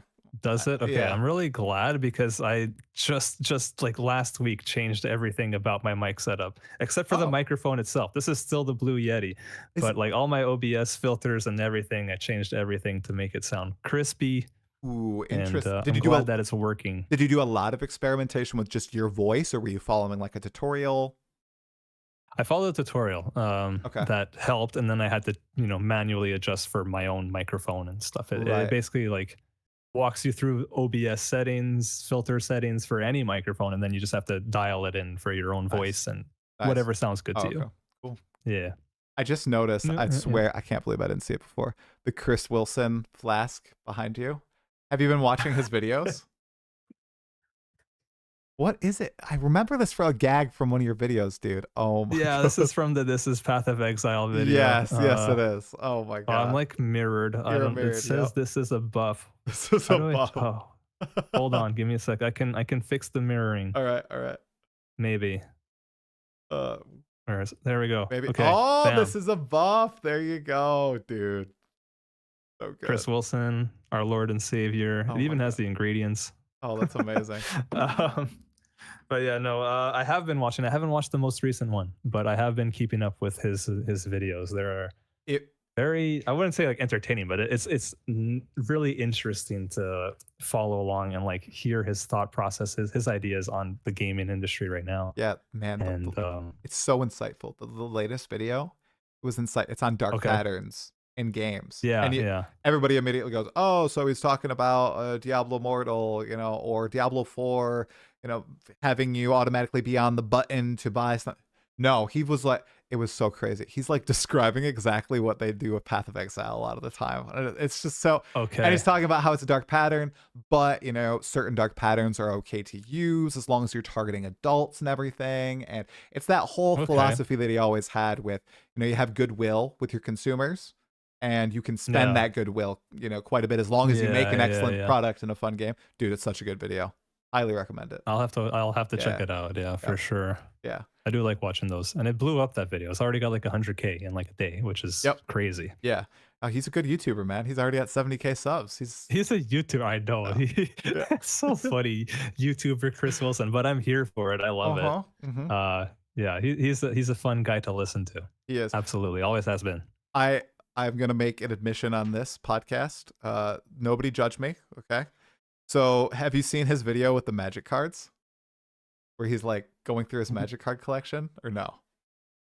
I don't know. I've seen where he talks about his like various Black Lotuses. Is that the one that we're talking about? So he did a video showcasing his like land collection, Schwingy. And I haven't seen that. It is 25 minutes and he's like explaining his different cards and he's going through them and like laying them out on the table and everything. And It is one of the most calming videos I have ever seen on YouTube. Dude, I was playing PoE like a week ago, and I just put it on in the back. I've already heard it. I just put it on in the background late at night, and it's just Chris Wilson like talking about magic cards and explaining them, and it's so calming. I think I replayed it like 4 times. That's hilarious. It's like man. Chris Wilson ASMR or something. Like I can't explain it. Oh, that's fun. Yeah, I'll have to listen to that and like fall asleep to it. That sounds good. Dude, it was good. It was good. I promise I'm not crazy, guys. Don't think I'm crazy. I believe you. Yeah. So, all right, man. Well, thank you so much for popping on. I hope that 0.4 is fun. We'll have to check in and see how it is. I'm sure it will be. Yeah. They haven't been missing lately, I would say. They're doing good. I'm very excited for the announcement stream. So I'm hoping that's as soon as possible. Yeah, we'll see. We'll see. They said early December, so I think your December 12th prediction is probably right. Yeah, 100%. All right, man. I'll chat with you later. Thanks for popping on. See you, dude. Right. Take care, dude. All right, thanks for having me. Ciao, guys. Ciao. He said ciao. He said ciao. Hey, you guys, did you like the pod? What do you guys think? WL thoughts?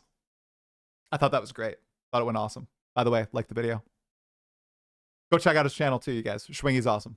Absolutely amazing. Woo, woo, woo. Good. Best pod cheesecake master. Have I done a wheel run try? I haven't. I'm not as smart as Schwingy. Schwingy's way smarter than I am. Everybody's saying we could be brothers. Everybody said that about Blaze as well. Me and Blazeworks could be brothers. www.pod. Heck yeah, guys. Thanks for tuning in. You could be my twin brother. Something. Oh, thank you. At last. Thanks, Pocho Oso. Am I saying that right? Is it Spanish? What is that in Spanish? Pocho Oso. I'm guessing it's Spanish. Thanks for the 5 months, bro. I appreciate it. You should totally do a wheel run next league. Don't have to start with it. Maybe I'll do a wheel run next league. Yeah. Hey, Cal. Cal's in the chat. What's going on, dude? Last 10 minutes, W. You gonna watch it on YouTube? Yeah, I'll post it right after this. Exiled Rat Lord. Also, it's gonna be in the stream bod. So, twinsies. I know we're twins. We're twins, dude. I got a notification on Discord from a channel. Oh, it was from Mobalytics. Oh, they have like a Borderlands update. Okay. Yeah, that was very, very fun. By the way, I haven't done this for a while, guys, so I'm going to do it right now. We have a Discord. Pretty decent sized community, about 2,000 members. You get notifications if you opt into them about new streams, new videos. There's also a lot of chat channels. People are pretty active about Path of Exile 2. I think people talk about Path of Exile 1 as well quite a bit, but I think it's more PoE 2, memes, stuff like that. So if you're interested, pop in, either if you're on YouTube or Twitch. Absolutely pop in. I don't think it went to YouTube, so I'll just post the link to YouTube. If you want to join, more than welcome to join you guys. Let me put on some music. Is there anything else today, guys, that we could pop into? Oh, yeah. Get some Claire Obscure going. All right. Did we get any news during the podcast, guys? Any goofy future pods you have planned? I have a list of people I'd like to invite on the pod for 0.4. I'm waiting for release date. You reach out, but I can show you the list of people that I'd like to reach out to.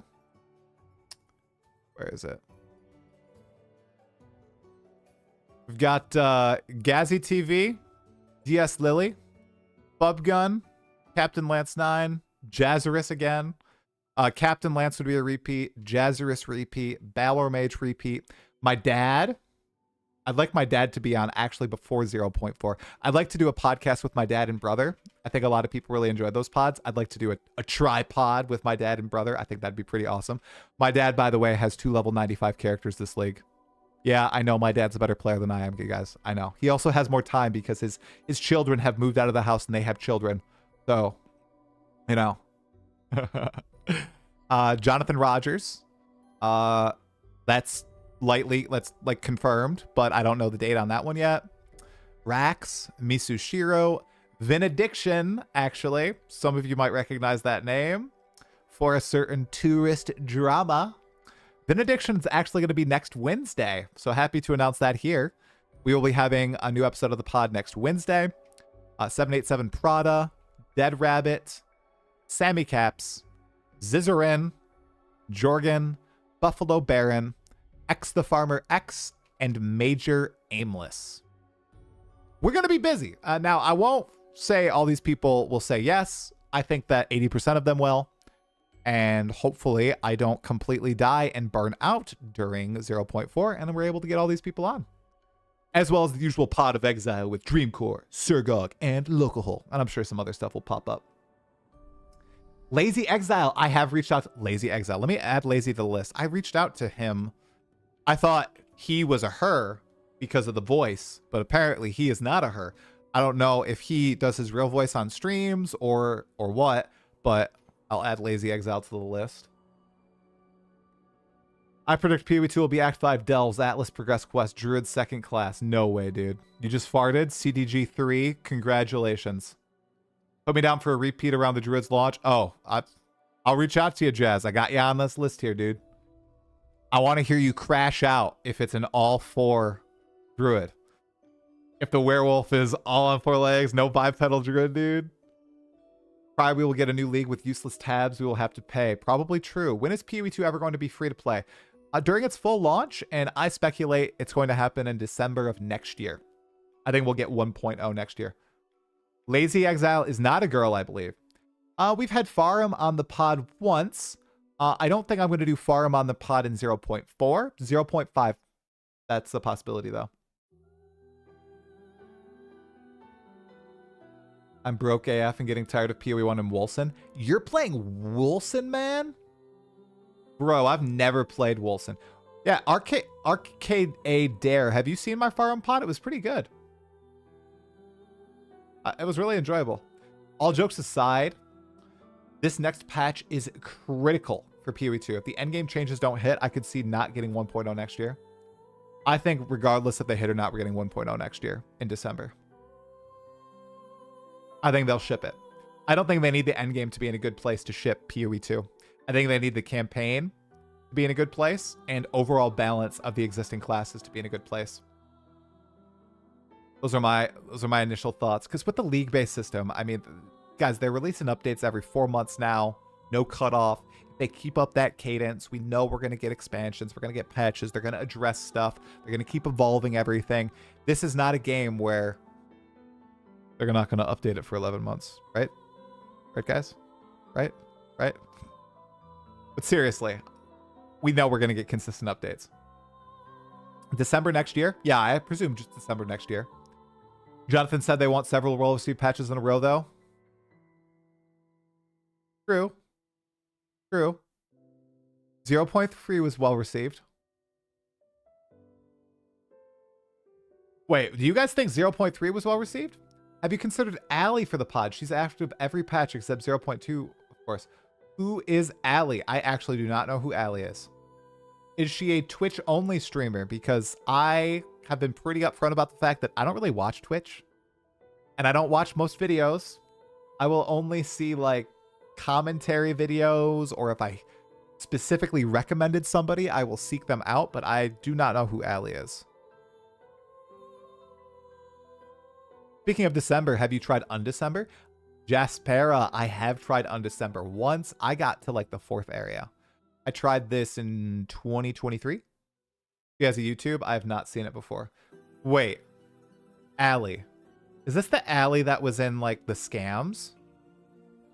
Or am I thinking of a different Allie?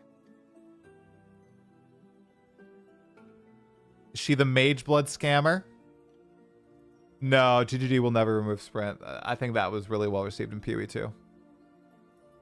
Or at least I really enjoyed it. Wait, Allie was the apothecary drama? I am remembering properly. Oh my gosh. No, dude. Dude, was I making videos back then? I can't even remember. Oh, no, I don't know. I don't know. Not the scams, guys. Not the scams. Oh, crap. Oh, no.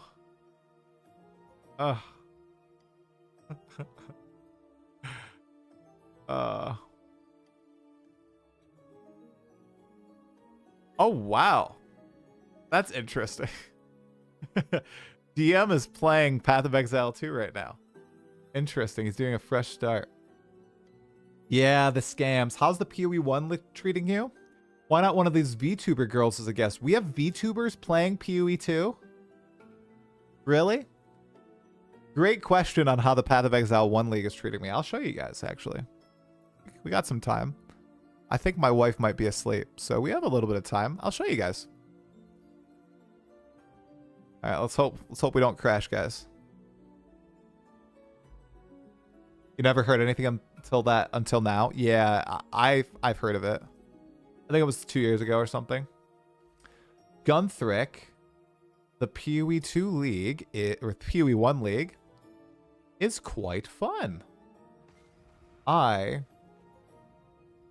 haven't attempted another T17 map. Maybe I could do it on stream right now. But remember, I had to buy a T17 run because I kept dying on the bosses. Kept 6-portaling the bosses. This is kind of out there, but I think interviewing one of the casual boomer streamers that jump in every league like Co-Carnage or It's Me GP would be fun.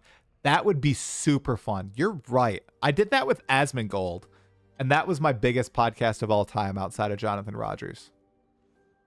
I think you're 100% right. I might have to reach out to them. Let's close Global Trade Guild. All right, so here's my care. Okay, I was at 90% to level 95, and I died a bunch in one map. I'm at 19 challenges. I'm on the cusp of completing like 10 of them, essentially. I could buy the challenges if I want to, but I'm still having fun playing the game. So has GGG considered sponsoring me? What do you mean sponsoring me? They don't sponsor people. Oh, sponsoring me. They're not going to sponsor me, bro. They sponsor people who don't 100% play the game every league. They'll sponsor variety streamers to come and try it out. They would never sponsor me because I'm going to play every league because I really enjoy the game. They do. Well, I guess they do sponsor me. They give me mystery boxes. So if you consider that sponsorship, they do sponsor me. Team Frame will play PoE 2. That's pretty sweet. I guess I can showcase a map for people who are interested, but I need to switch categories on Twitch. One sec. I'll just showcase one map for you guys. We swap to PoE. Path of Exile. Alright. Yeah, they're not going to pay for something they're going to get for free, dudes. Okay. Should we try a T17 map and see if I fail it? It would be funny if I failed it in front of all you guys. Do I have any? That's a T14. I mean, yeah, let's show. A lot of you are PoE 2 gamers. Do you guys want to see what a juiced PoE 1 map looks like? Are you ready for your eyes to be destroyed? You guys ready for this? I'm going to show you guys a juiced... Okay, well. I think that's fine. I'm going to show you guys a casual gamer juiced tier 16.5 map. Okay, you guys are going to be stunned. Okay? All right. Thanks, Vampire Bees. I love you too, bro. Okay. We're just gonna do... Yeah, we'll just do that. We don't need to do a bunch of scarabs. All right. All right, you guys. Ready? Ready to watch my GPU go away? Okay. I know we've complained a little bit about the visual clarity of PoE 2. I will tell you. When you semi-juice a map in PoE 1, oh my god. Here we go, guys. Here we go. Get ready. And mind you, I have most of my loot off. Okay? They're actually doing a lot of damage. Why are they doing so much damage to me?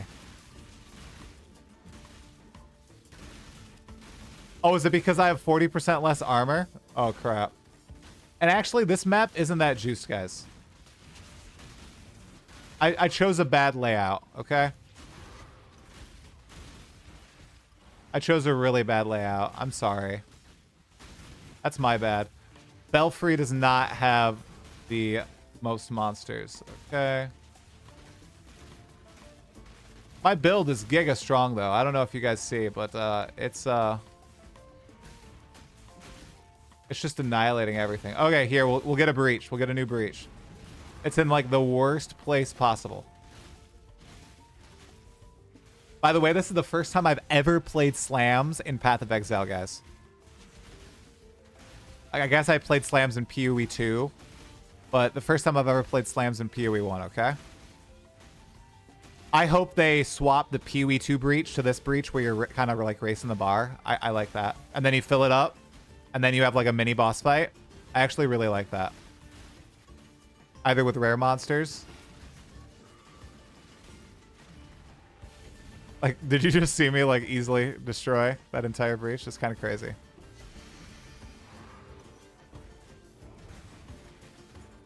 All right, we are going to pop into the boss arena. Play the boss. It is one of the slowest bosses. You're totally right. It was the only one that I had that was an originator influenced map, and I didn't want to do a T17. I guess I can try T17 and you guys can laugh at me. I don't need to get to level 95. There's no challenge to get to level 95 anyway.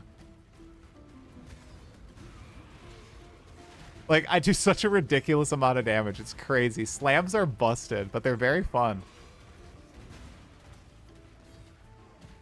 Also, my defenses are usually crazy. Yeah, this is Path of Exile 1, guys. Oh! Okay. Okay, I stood right on top of Kitava's arm. That was a bad move.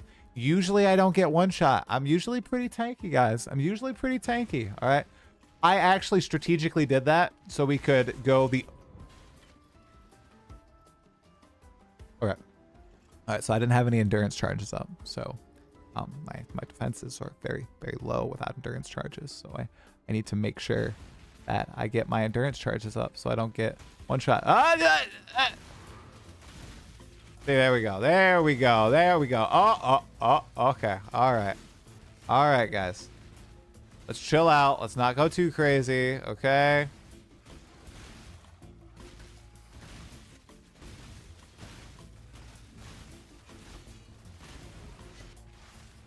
Oh, we got an Abyss, guys. Look how bad Abyss is in PoE 1 compared to PoE 2. You activate the Abyss, and then you follow the crack. And it ends in these holes. You kill monsters coming out of the holes for a little bit. And when the monsters are done coming out of the holes, it forms another crack. And you follow the crack to the next hole. And once you kill monsters coming out of this hole, you go to another hole unless it ends and you get a little trove of treasure. Why I have Abyss in my maps is because I'm hunting a challenge where you have to clear abyssal depths. You need 5 of them. I've only encountered 3, and I've been specced into Abyss literally this entire time, guys. It's kind of wild. You'd think that I'd see some more abysses. Abyssal depths, but it's not happening. All right, let's go back to Kitava. That was really embarrassing. Especially because I literally like could one-shot him if he didn't phase like this. Have you guys also noticed I haven't done Uber Elder? I have not done Uber Elder because I am not getting the proper maps to drop. The forges? I don't believe I've had all the forges drop. I need... What is it? What do I need to drop? I haven't had a Forge of the Phoenix drop. Sounds like Wisps, but slower. That is an excellent comparison, dude. It is Wisps, but slower. Are the cracks addicting? They are not addicting, though, man. That's the thing. They have to be addicting. The crack, not addicting. Here. I'll give you guys another example. One more example. Because Underground Sea, I'm pretty sure I can juice up. Here. It has better pack density. Oh my gosh. Another less block. Minus res. Oh my gosh. Oh, do I have Orbs of Horizon? You're so right, dude. See, I don't think. I have 11 Orbs of Horizon. Oh, why am I so dumb, dude? I've literally been sitting... I can't believe this, man. In my Orb of Horizon. Forge of the Phoenix. Thank you for reminding me of the obvious, dude. Wow. Alright, we'll do... Oh, wow, that is a terrible one right there. Why the regen? I need regen, guys. That's totally fine. Let's do that. All right, we'll do a Forge of the Phoenix. And we'll make sure to watch it. This is the Cosmic Turtle Hideout. Look at my lovely turtle, guys. It was in a supporter pack that's no longer available, unfortunately. When do you reckon that they'll announce the announcement date for 0.4? Friday. I think Friday.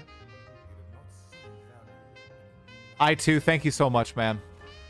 I honestly cannot believe that I didn't think of that, dude. That's crazy. I've been stuck on no shaper maps for a long time.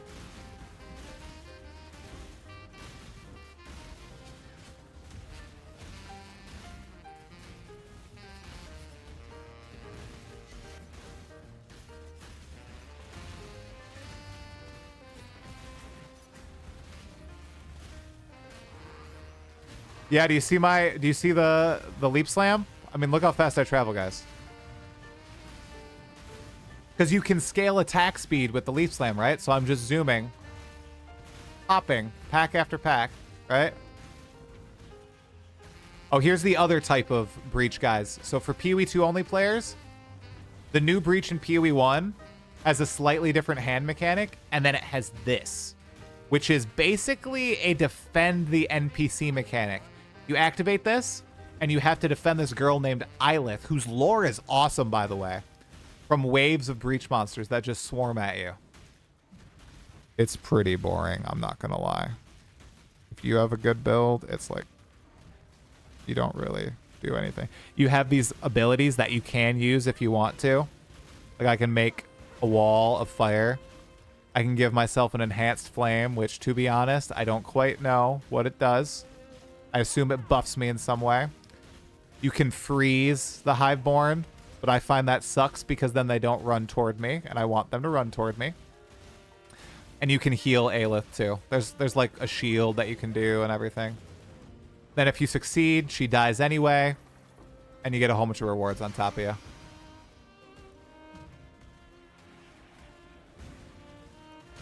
I didn't know that you can do that with originator maps, I2? Oh, that's very cool. I did not know that.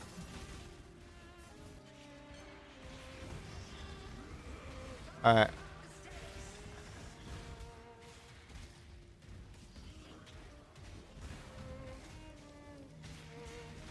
Oh! I didn't even know what was going on there. Enhanced Flame gives your character semi-RF and allows you to burn down the walls around you. Dude, I had no idea that was the case. I believe it is a reference to the Cosmic Turtle in that universe, yes. Isn't that the Wheel of Time universe? Oh my god, I didn't see that. Crap. I'm gonna lose all my XP, you guys.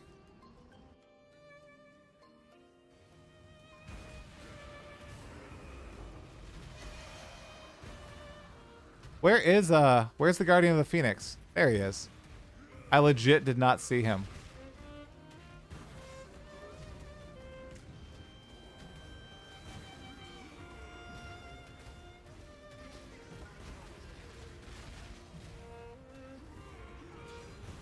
I think that would kill me, but I'm unsure. I can tank all the other attacks, though.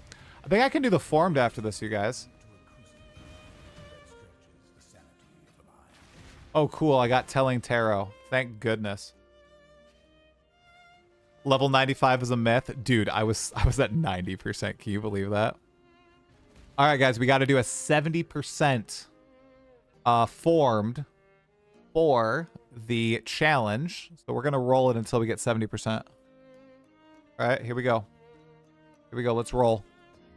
81%. Temporal Chains, Exposure, Blind on Hit, Life is Energy Shield. We're doing it. All right, for those of you who don't know, if you only play PoE 2, a Maven invitation allows you to capture bosses and then fight them all together in an arena. It's super, super cool. So I'm about to fight 4 endgame bosses at the same time in an arena. Okay? Wait, Wheel of Time. Which one am I thinking of, guys? That has the giant floating turtle.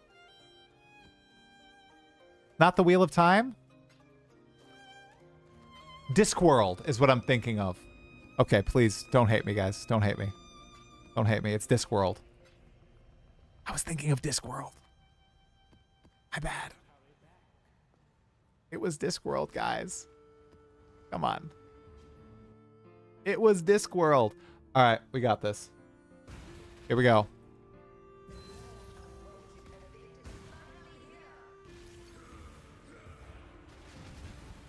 All right, we're going to be fine.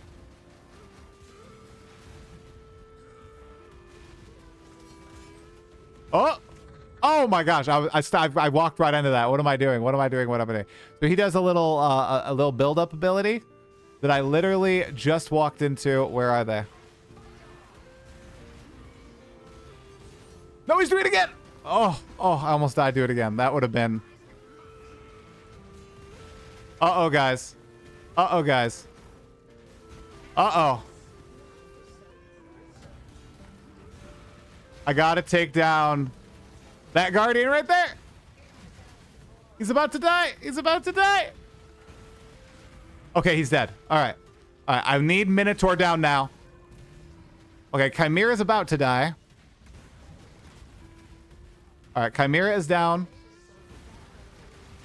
Okay, Guardian of the Hydra is literally on death's door. She's dead. And where is Minotaur? Okay, that was almost a bad hit. All right. I'm sure that PoE 2 only players know exactly what's going on. Trust me, there is a little bit of method to all this chaos. I am being strategical, even if you think I'm not. All right, we got it, dudes. Just like that. All right, and did the challenge with it as well. I just need explicit modifier effect. Am I missing any wheels with explicit modifier effect, guys? I don't think I am.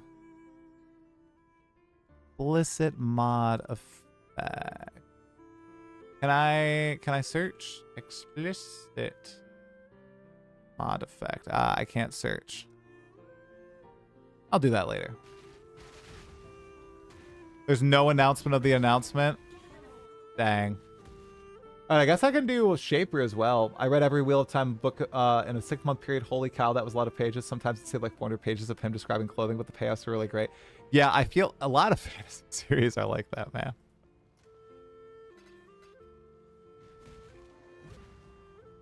All right. I was thinking of Discworld. I feel like an idiot. Okay, now I could actually do Shaper, though, yeah? I guess we could show off the Shaper boss as well, although I'm probably going to annihilate it, and you guys are going to be like, that's not a cool boss fight. Why does Try think Shaper is better than... why? Whoa. Wait. Oh, right here. Why does Try think Shaper is better than Arbiter of Ash? It's a trash boss fight.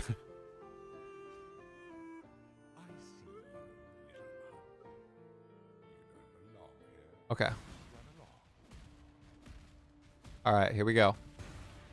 We'll do Shaper, and then we'll peace out.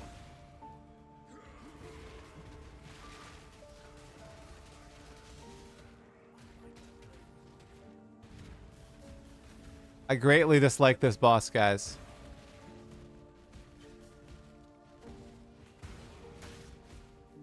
Would I be revealing too much if I told you I still didn't understand the mechanics of this particular boss?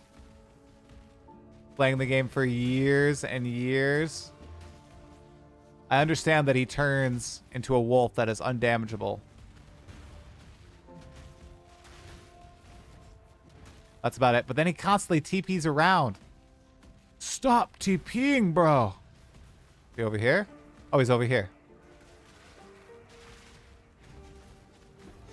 Way longer than that needed to be. Okay, the Shaper for PoE 2 only players was the second Pinnacle boss added to Path of Exile 2 after Atziri. I still think he's one of the coolest boss fights in PoE 2.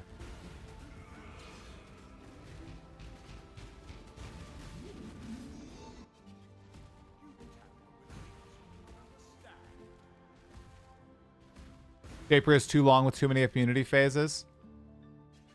Yeah, he's got the 2 immunity phases and this intro. Oh my gosh, I got all the bad opening bosses. Did I say in PoE 2? Man, sometimes I wish they had different names so I wouldn't constantly confuse the two.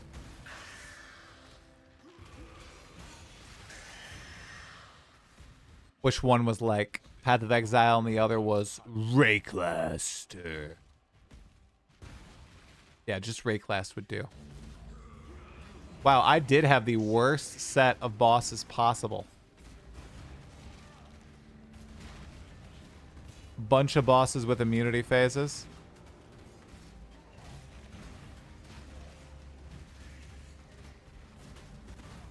Go. I'll snooze the ad on Twitch. I got you guys. I thought I got you down. Guess not. Okay. There we go. All right, how much damage am I going to do on Shaper?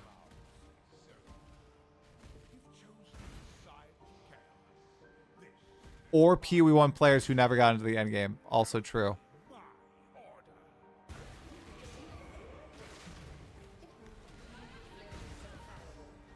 I haven't done this fight for like 2 years. Or a year.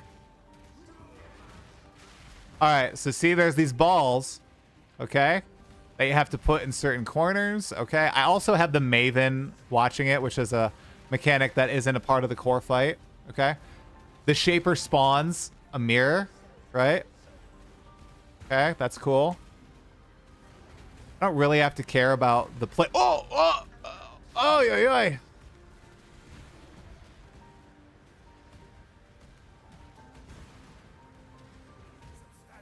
I don't really have to care about the placement of the balls in this phase because when he gets to, what is it? Is it 66% health? He teleports you away. You have to go through this little phase where you fight packs of monsters and kill a very weak mini boss. And all the ball placements disappear anyway. It's only in the final phase that they stay. You have to worry. I don't really think you have to worry about it with DPS this high. In Uber Shaper, you do have to worry about it though. But I like the control it gives you. It's a better version of what happens with the Kulamak fight, the Vessel of Kulamak. The Vessel of Kulamak is a poor implementation of the balls. Oh yeah, he regens during this phase. I didn't know that. I reached out to Fubgun about a podcast.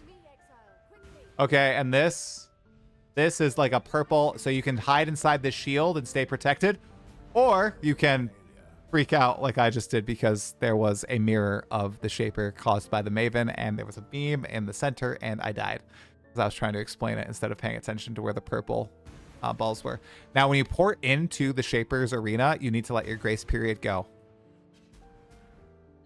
because there is a chance that there's invisible stuff going on. Wow, that slam decides where it's going to go very soon. I didn't realize it decided where it was going to go that soon, guys.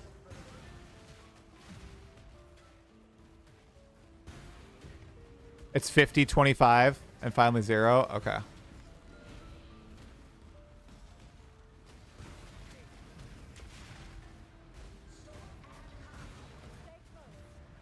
Oh my gosh.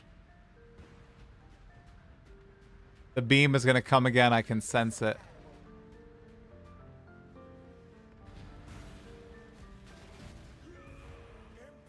All right, second phase. What are the chances of them improving performance significantly for PoE 2 next update? If they decide to tone down on the amount of monsters on screen, pretty substantial, I think. because the visual clarity and the performance issues are directly related, I think. Maybe I'm wrong, and a technical person can correct me, but I think because there's so many things happening on screen, it's really harming the performance of PoE 2. Especially because there's so many more effects compared to like PoE 1. But I would say that that is the number one thing people have complained about, I think, above everything else.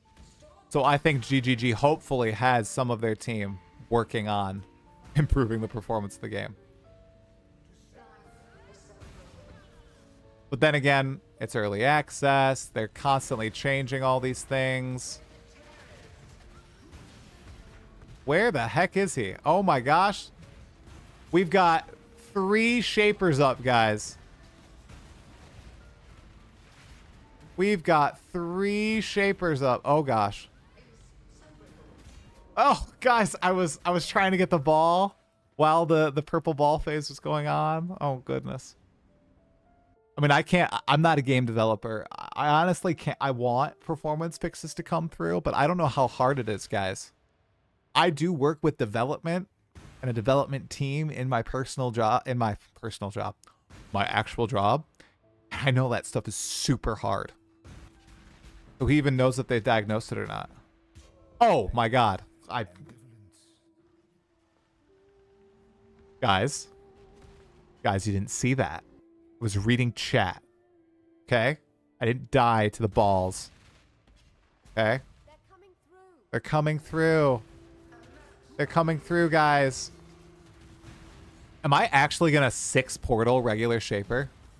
Do you guys think with like a build that almost annihilates him? There's no way, right?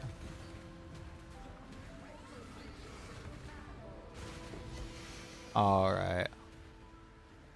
Alright. We got him. We got him, guys. Alright. I didn't take my own advice. I know. Okay. Yeah, a lot of people stopped playing because of it. Okay, guys, you know what I'm going to do? Shaper's Exaltador. That's pretty cool. I am going to do Uber Elder right now. And I know a lot of you are saying, you could barely do Shaper. Why would you do Uber Elder? Well, because I'm giga skilled. We're gonna do Uber Elder. I'm gonna buy the fragments. I have knowledge and emptiness. Okay. Currency exchange. I want fragments. Fragment of knowledge, and I have chaos orbs. Wow, it's 1 for 12. Okay. Wait, I bought the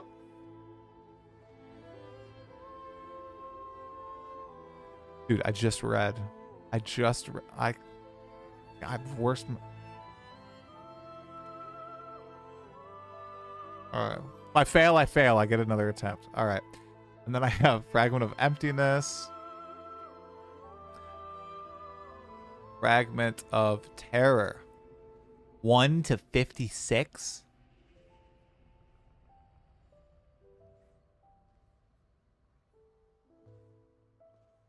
You thought you believed in me? Yeah, you were wrong to believe in me, bro.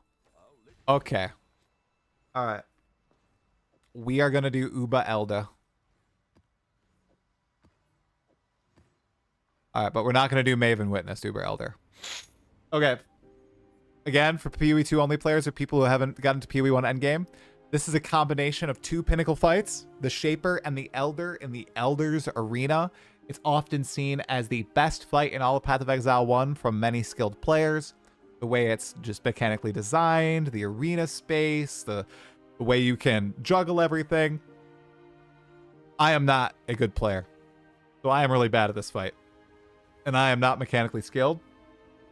Did I pick Verso or Mael ending? Spoilers for Expedition 33, brief moment. I picked Mael. Bawled my eyes out, instantly regretted it, went back, did Verso, bawled my eyes out, regretted it far less. I'm gonna miss you guys. Oh my God. Oh, what a phenomenal. All right, we got this, guys.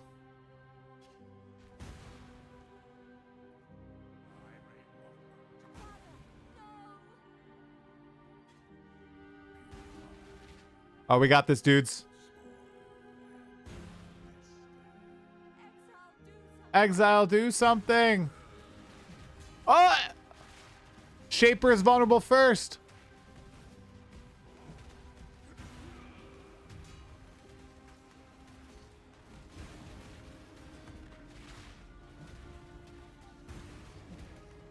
Elder is vulnerable.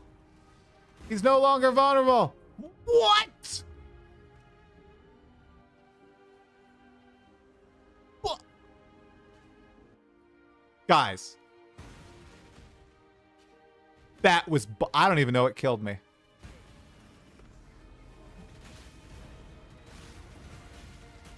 Okay, we got a phase going on, guys. I gotta kill the ads.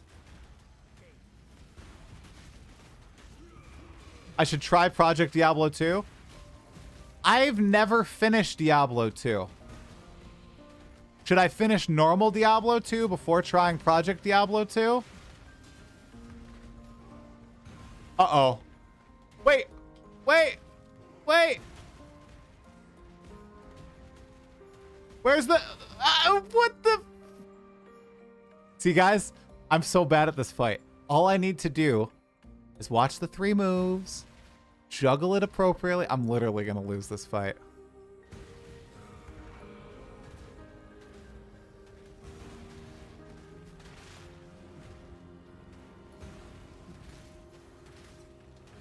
Why is he immune? What's going on? Is it an ad phase? Oh yes, it's an ad phase. Oh crap. Okay. Okay. We're good. We're good. I need to watch the Elder.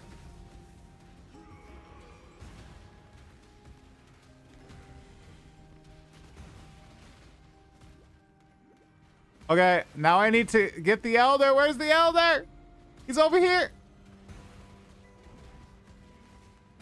Oh, this is tentacle attack. It's another ad phase. Ad phase. It's an ad phase. An ad phase. I've got a lot of balls coming out, guys. I've got a lot of balls on the field. I got to get rid of those balls. But I feel like if I stop moving. Okay, we'll put the balls here. Put the balls here. Okay. All right. He's vulnerable. They're both vulnerable. Wait. They're both vulnerable. Ah. No! Shoot! Crap. Oh, boy. Oh, boy. Here we go. Here we go. Here we go. Here we go. Here we go.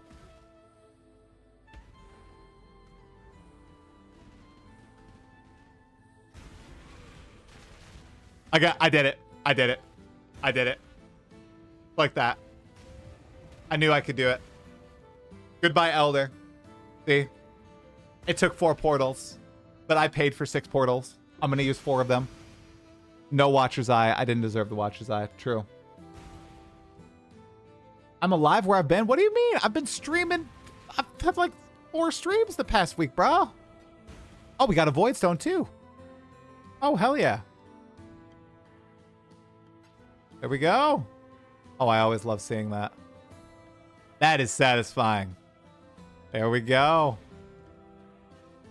All right, Kirak, what do you have for me, bro? I don't like when one-shots when you can't... Well, I have a really high cold res, so I'm kind of shocked that the balls were one-shotting me. I guess I just don't have good enough mitigation. My watch is telling me to stand up. Thank you, watch. All right.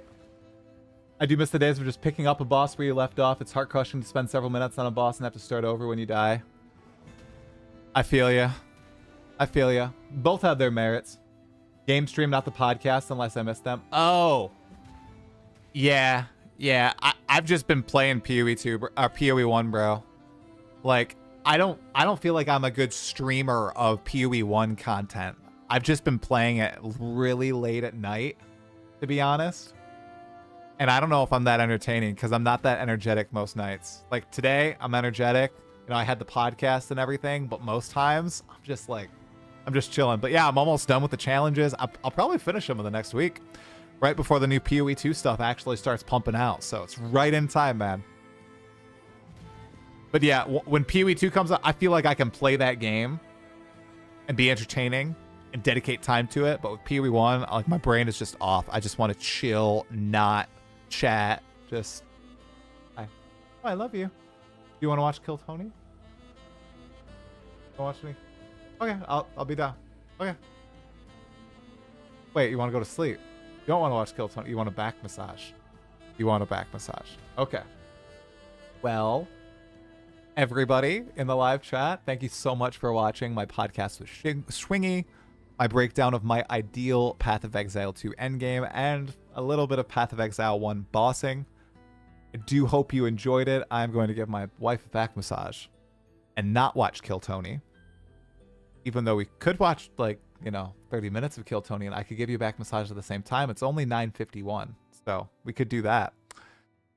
Anyway, you guys, I am going to throw you guys on over to Scrimps, okay? I'm starting the raid on Twitch, on YouTube. Thank you guys, as I said at the front of the live, thank you so much for tuning in. I do appreciate the support, especially when there's no news. It's shocking how many of you guys are watching it. I really appreciate it. If you're watching the VOD, leave a comment, like the video.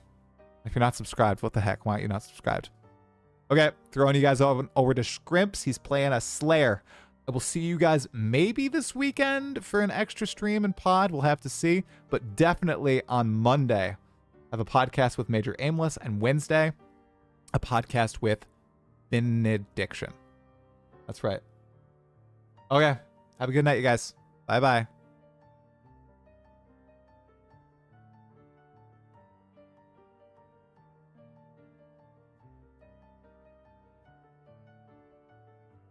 Stop streaming.